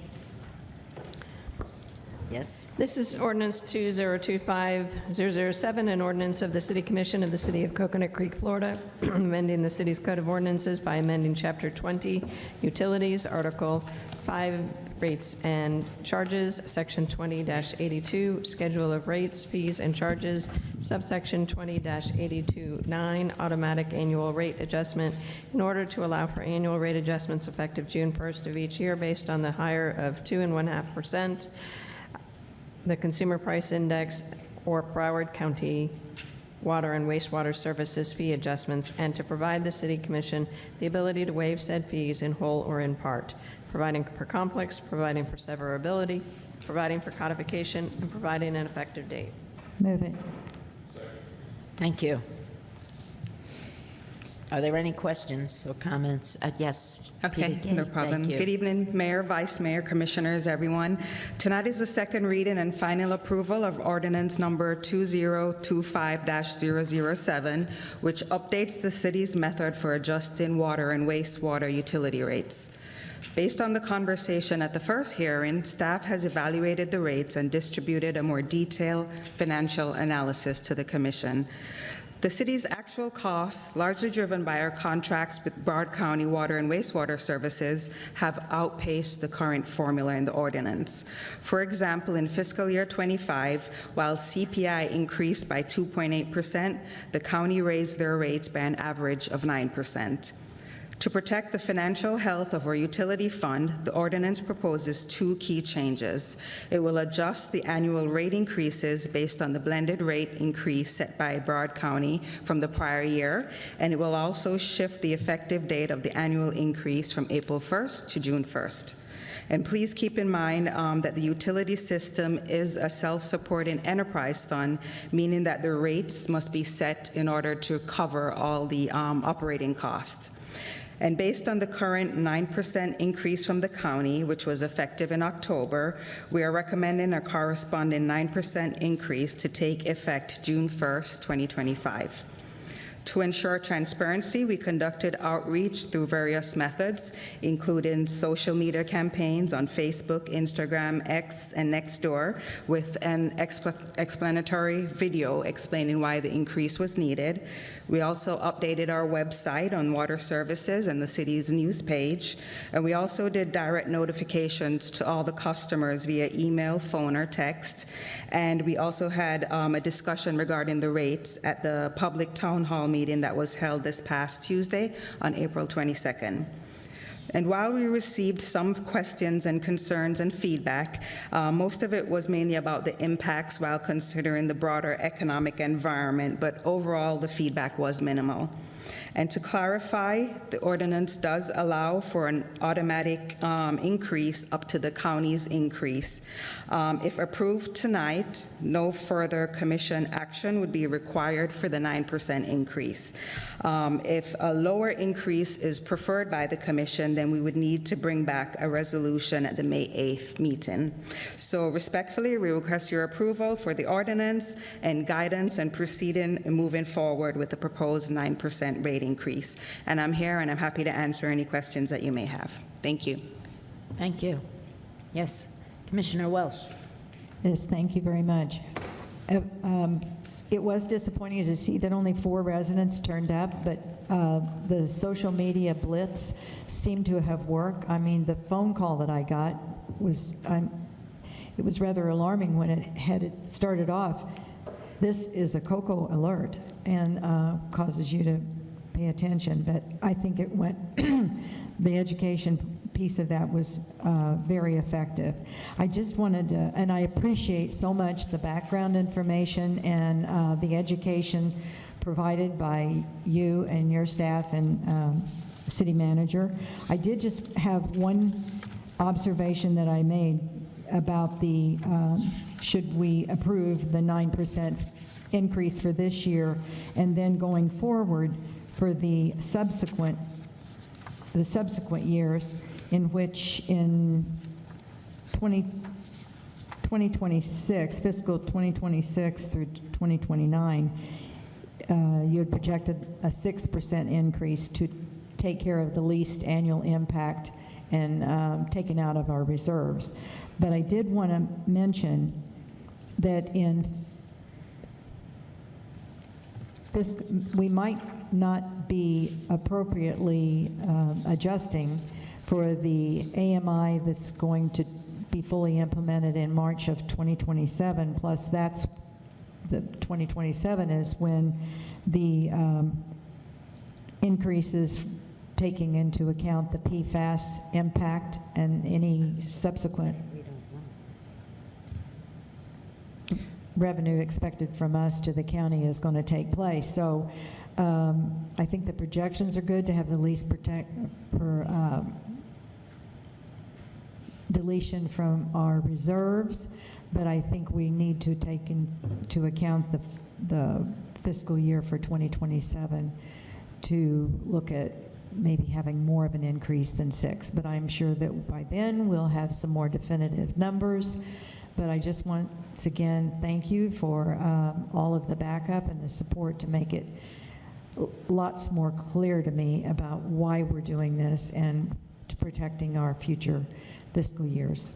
Okay, thank you, So thank Commissioner you. Welch. I appreciate And it. yes, in future periods, we'll definitely, once we have final numbers and we know what the increases are, we'll reevaluate and then make a determination at that time. Absolutely, thank you. Thank you. Commissioner Rydell. Peter Gay, is 9 the most we can do under the current ordinance that we passed last time? Yes. Okay, so I support the 9. I'd actually support something higher, candidly, and not do anything in future years. Excuse me, and not do anything in future years, but I can't do that. A couple quick things about that I want to address is, while Broward County has anticipated a significant increase that they're passing on to us, there's some interesting things going on at the state level that may prohibit them from doing that, that could result in a reduction. So while I do support the increase, I want to say that, did Fred leave? Where's Fred? He left, of course he leaves. I say it because I think effective communication matters. Effective communication matters. Fred, our police department dropped a video today about cameras in school zones. That was a extraordinarily effective, delivered, decisive message of what we're doing and why we're doing it. Oh, there he is. He's outside. Look at him. Let's all look at him. We can laugh at him when he comes in. We'll all look at him when he comes in. You ready? Wait for it. It's my time to speak. You ready? I'm giving him a hard time. He couldn't get in. He doesn't have his card. So I'm being facetious with that, but the deliverable of that was significant.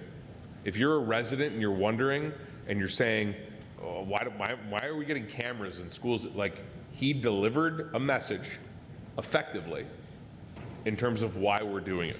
We have not done that effectively for water. End of story. Peter Gay, good message. Sheila, good message.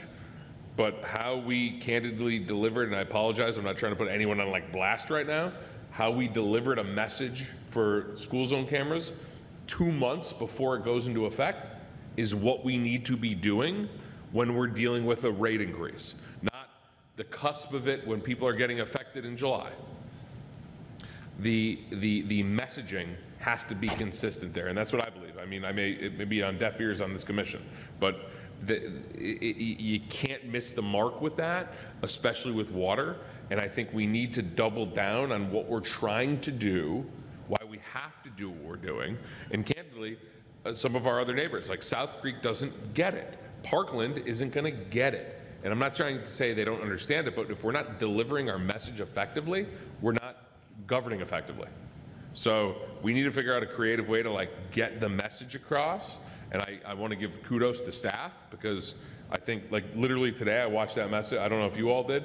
I watched that message. I was like, wow, it was good. It was good. It was effective. It was, you know, there's a couple elected officials in other parts of there he is. Freddie, I'm giving you credit. You did a good job with the speed cameras.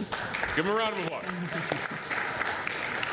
We're not even on commission comments, but the reason I say it is because there's elected officials around Broward County that when they have issues, salient issues like this, whether they do it proactively themselves, which I'm not trying to get in that world of like, I go on Facebook and I do my own thing. We're all entitled to do what we want to do.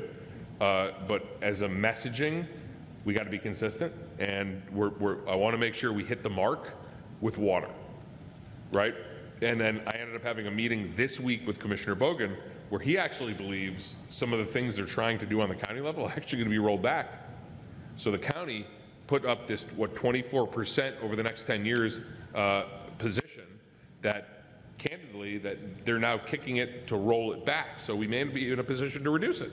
So we need to educate, and we need to really highlight that, like, the city of Coconut Creek isn't the bad player here. We're not doing anything more than we're required to do. And I think that is a really important message to relay. That being said, Peter Guy, I think your message, your video was very factual and succinct, but I love it, but we need to just educate our residents accordingly. So that's all I have. I support the measure. Candidly, I would support a higher measure. I'd support a higher measure to do it all this year and to do nothing in future years, because the truth is this, right? We are going to be increasing this every year for the next 5 years. So I listen, I support the measure the city manager request tonight. That's all. Thank you. Is there anyone else?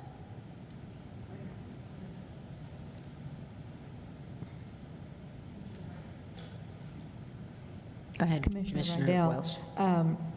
So the county is backing off of the future increases that they've estimated out there for us? So from what I learned from Commissioner Bogut is no, that the anticipated rate increases are triggered upon upgrades to the county's treatment system that now may not be realistic in the time frame they anticipated it. So for example, They're going to do it, but just not in the time frame. they may not do it. Okay.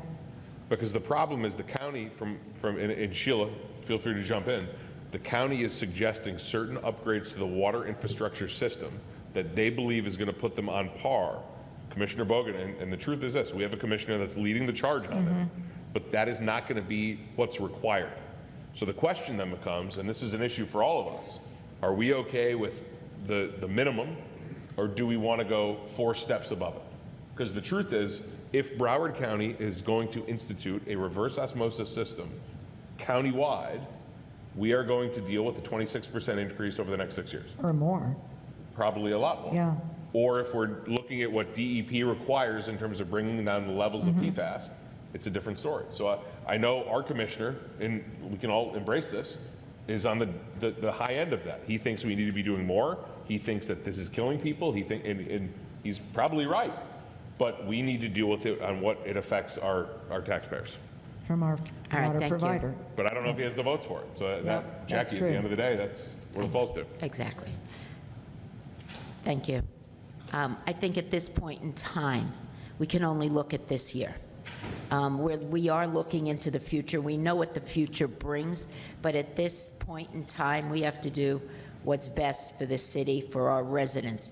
And right now, we know we have to deal with the known factors. And the known factor is that this year, we are getting a 9% increase. What happens next year, we'll have to deal with it then. But right now, we don't want to start behind the 8 ball. So I think we need to at least match the 9% increase for the water, because if it does increase even further, we don't know. We don't know what's going to happen with state and with county. Then we're in a better position, and we won't have to pass that on to our residents. So I think right now we have to at least match what the county is doing, and it's not a significant amount. Look, any amount of money that's coming out of our residents' pocket is significant. We're not spending our residents' money, but it would have less impact on our residents right now if we do the 9%. So I'm advocating for that. Thank you. That's consistent with staff's recommendation, just for the purposes of fund accounting. The expectation is we will also be rolling out AMI that Commissioner Welch referred to, and the expectation is that we would complete a rate study once the AMI installation was complete in 2027. Whether reverse osmosis is a requirement or not, we don't expect to know that before the next several months, but we do expect actually the EPA to consider rolling off of that. Thank you. And just for the record, AMI is the automated meter. Yes. Thank you. Okay. Any other further discussion? No, ma'am. Just, if I may, hypothetically, if there's a dramatic change downward, how quick could we adjust that, Madam Rose? PDK, can you address that? So I know Broward has approved this. This is approved. This is on the books. Right. So hypothetically, if Broward reduces it, how do we have the ability of immediately affecting that so our residents are not inducing this increase? But we could make an update to the ordinance and do a resolution to reduce it at that time. But we'd have to look at everything and make an evaluation if. At this point. So if I may, Madam Rose, I would ask that this becomes an update item for you to this commission, because my understanding is while it's approved in Broward County, there's been significant backlash from the municipalities in Broward County on this. So I would ask this to be added to your update to inform us that if this is something that there's a potential change on, that we roll it back as soon as we're able. Because what I don't want to happen is that Broward County comes in 3 months and says, hey, we missed the mark, we're rolling it back to 4%, and we're going to continue with 9% for 6-7 months where we don't need to. So just point of clarification, the increases were implemented by Broward County last October. So we are I'm with you actually on catching that. up. Okay. So the point I'm trying to make is that there's been resistance from some of the southern Broward cities against Commissioner Geller, Commissioner Furr, on this issue. So the only thing I'm trying to say is that I would like to track it, that if this is rolled back by the commission, we're not unduly feeing our residents for this purpose. That's all. Okay. I will track that. I just wanted to clarify, too, that a large part of the increase for this year was driven by just increase in commodity prices for chemicals and so forth, but we'll definitely monitor moving forward. Thank you. Mayor? Yes, Commissioner Welch? But I understood that we're the only city that gets our water, buys our water from Broward County. Is that correct? That's correct. We are the only large user from the Broward County system. They do service wastewater. I mean, they service reclaimed water, they service, okay. So were you talking, it was potable water, or, I'm just curious. I don't know. Well, I mean, because when you mentioned about the backlash from other cities about the increase and they might back off of it, I was just thinking that I thought we were the only large user from the cities, but maybe I misunderstood. No, I mean, I think we're the only large consumer, but the problem is the county ordinance in terms of what they're mandating is triggering for Margate, who has their own wastewater system, Hollywood, so it's a trickle. No, they're potable water as well. So the county ordinance is mandating all these cities with their own wastewater treatment plants to hold them to a higher standard that's higher than the state standard. And Madam Rose, correct me if I'm wrong. And I think that, I mean, just to clarify, so we are a large user of the Broward County water system. Margate has their own, Pompano has their own, but the issue is the adoption of the requirement to remove the PFAS. So that kicks in 2027 for everybody. Which, again, is above and beyond the state's required standard.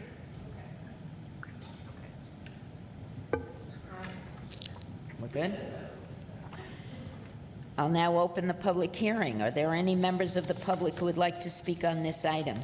When you come forward, please state your name and address clearly for the record. No? Thank you. Public hearing is now closed. Are there any further questions from the commission? Thank you. Okay. City Clerk, please call the roll. Commissioner Rydell. Yes. Commissioner Welch.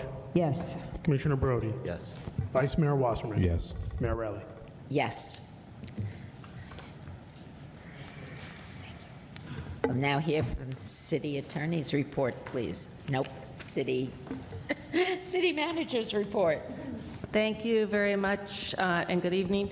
I just want to say, one, it was such a treat today at Arbor Day to get my own personal tree. I'm honored and flattered, and I hope the tree lives long, and so do I. A couple of things I just wanted to report on. So do we. We did receive on April 22nd another letter from the Office of the Governor, a Doge letter. We are treating it, it was a little presumptuous in the way it was drafted, but we are treating it like a public records request. There's some significant records that they're requesting. They are also asking that we consider a resolution of support At this point, our suggestion is that we follow through on the public records component.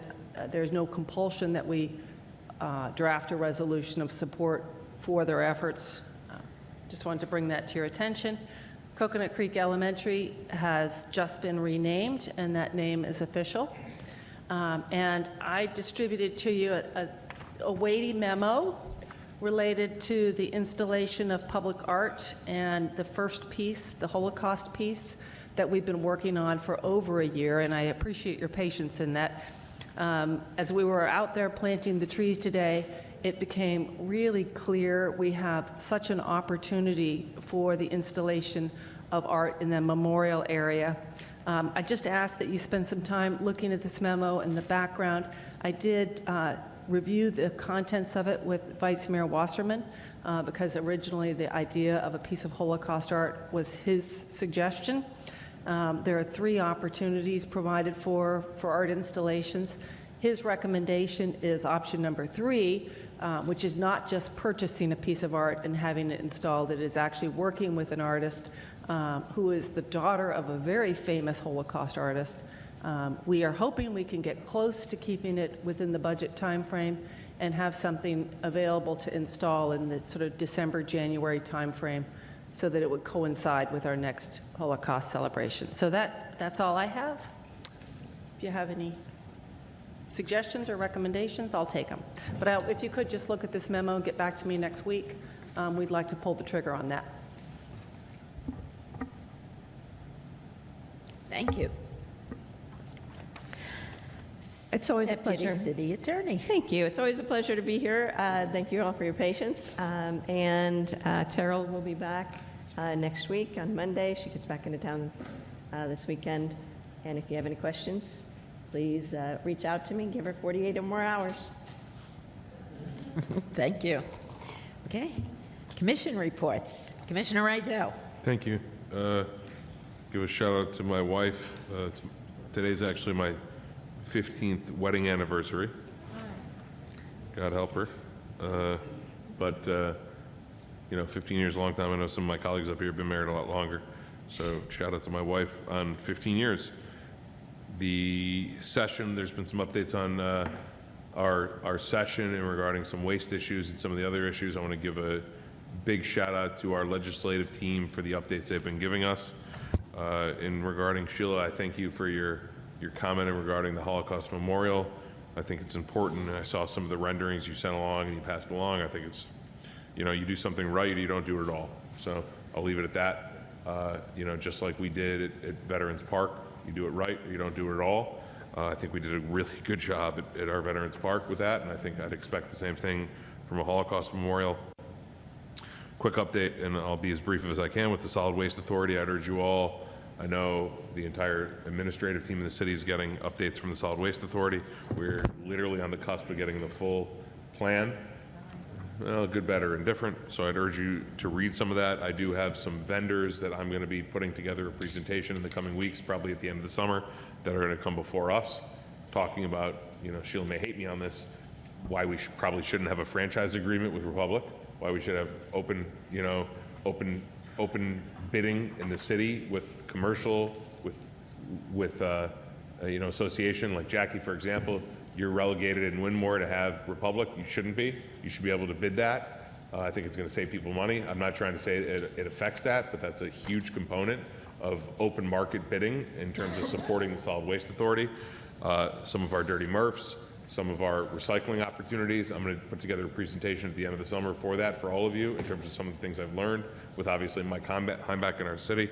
I don't want to belabor anything else. I just want to thank all of you for the continued support. And supposedly, just so everyone knows, in August, that at the League of Cities, there's supposed to be a huge, robust component about solid waste. So there's some massive presentations about that. So I don't normally urge us all to go to these events and away and things like that, but this is something I'm going to urge us all to go to, because there is going to be some statewide vendors that are so forward-thinking. We had Dustin here tonight that are just so far ahead of the curve that we need to consider, because at the end of the day, regardless of whatever the Solid Waste Authority comes up with, we're 5 to 10 years away from buying. the city could be doing things now. And it goes to some of me and Sandy that have been, you know, the glass crusher. These are things that we have the ability of being better now with low-hanging fruit. That's all I have. I look forward to seeing everybody at the tree giveaway, and I'll just remind all of you that my daughter is going to be running a booth at her school about microgreens and the amazing things that you can do with sprouts. So that's all I have. Thank you. Well, happy anniversary. And you'll love this. There was a woman that came to the sustainability series, and she brought her own greens off a tree, and was shucking off some of the leaves so that she could have some greens with her pizza. And I thought that hats off to her for that. So very healthy. Yeah, very healthy. Very healthy. So just a couple of things. This was yesterday was Administrative Professionals Day, so I only reached out to 3 of our amazing administrative professionals in the city, but I know our city is staffed and filled with wonderful, amazing people that keep everybody well organized, so hats off to them. And I was saddened to hear that Kevin Sullivan was going to be leaving our fire rescue, because when I think of BHAP, I think of him and how he brought all of the merits and benefits of BHAP to us. And I think I will forever remember him for that. Shout out to the police. Over the weekend, there were a number, and continuing until today, I think, there were a number of things that occurred that were of a pretty good magnitude, but they were sorted out and buttoned up, and arrests were made. It's amazing. I mean, I think I said to the chief, we really don't have a sleepy city, but it stays in order and organized just because of the great job that your department does, Chief. One thing I would like to ask, a couple of things I'd like to ask for the commission. The Do the Right Thing is really the best 30 minutes in every month that you can spend. But I just wonder if any of you have a flavor, if we could recommend the next school year that it begin at 6 rather than 5:30.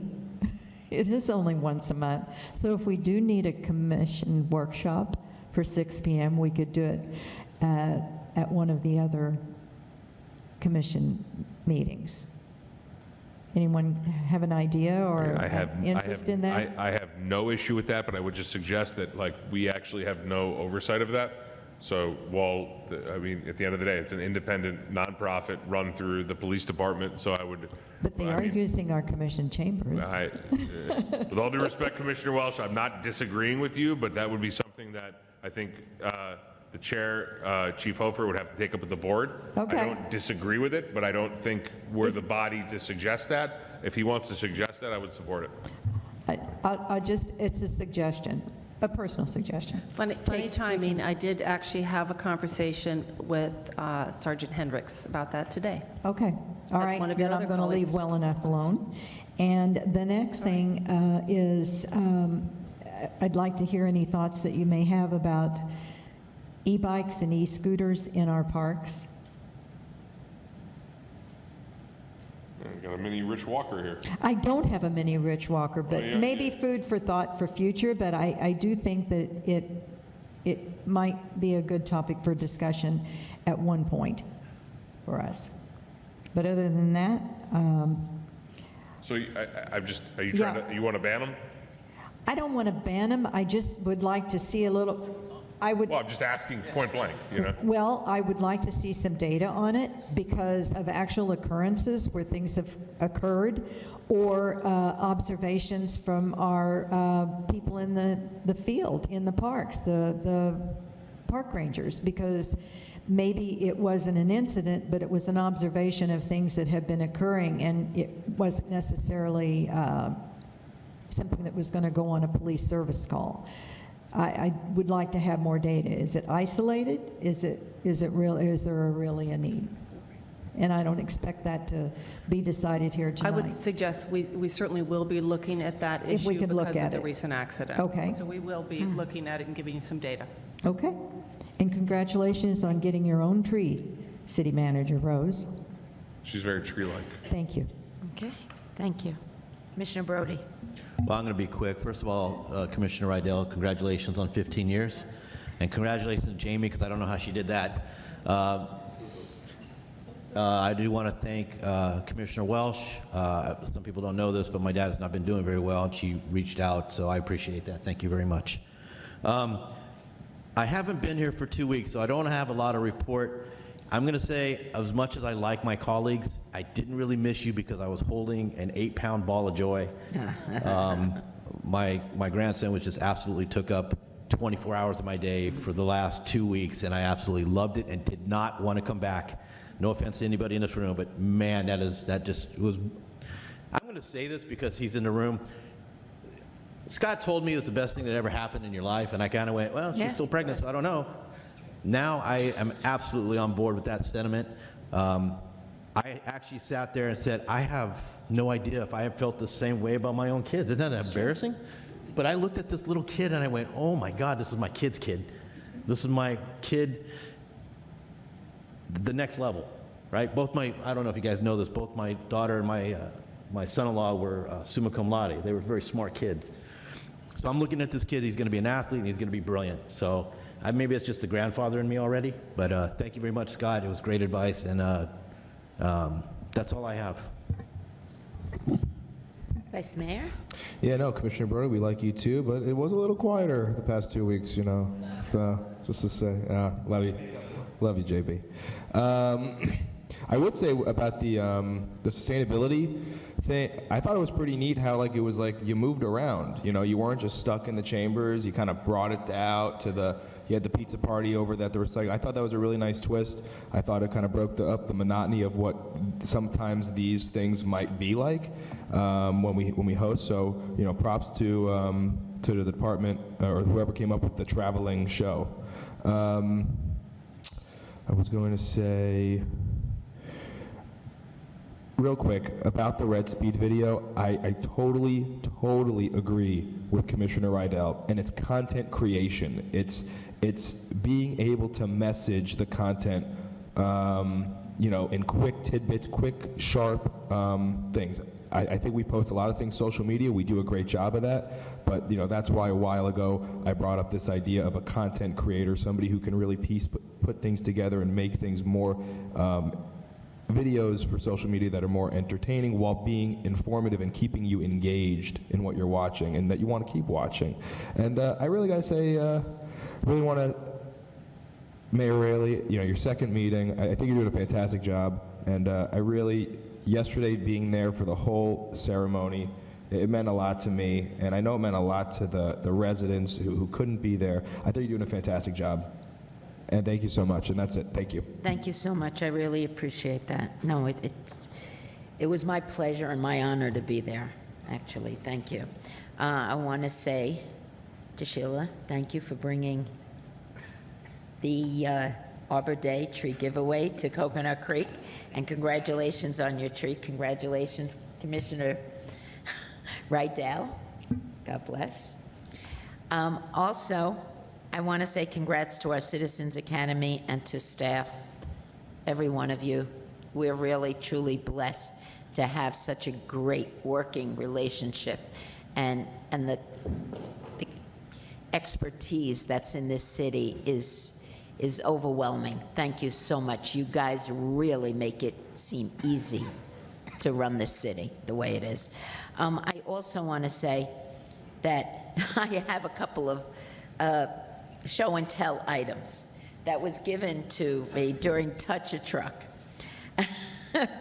by one of the Republic employees. No, he's a chef.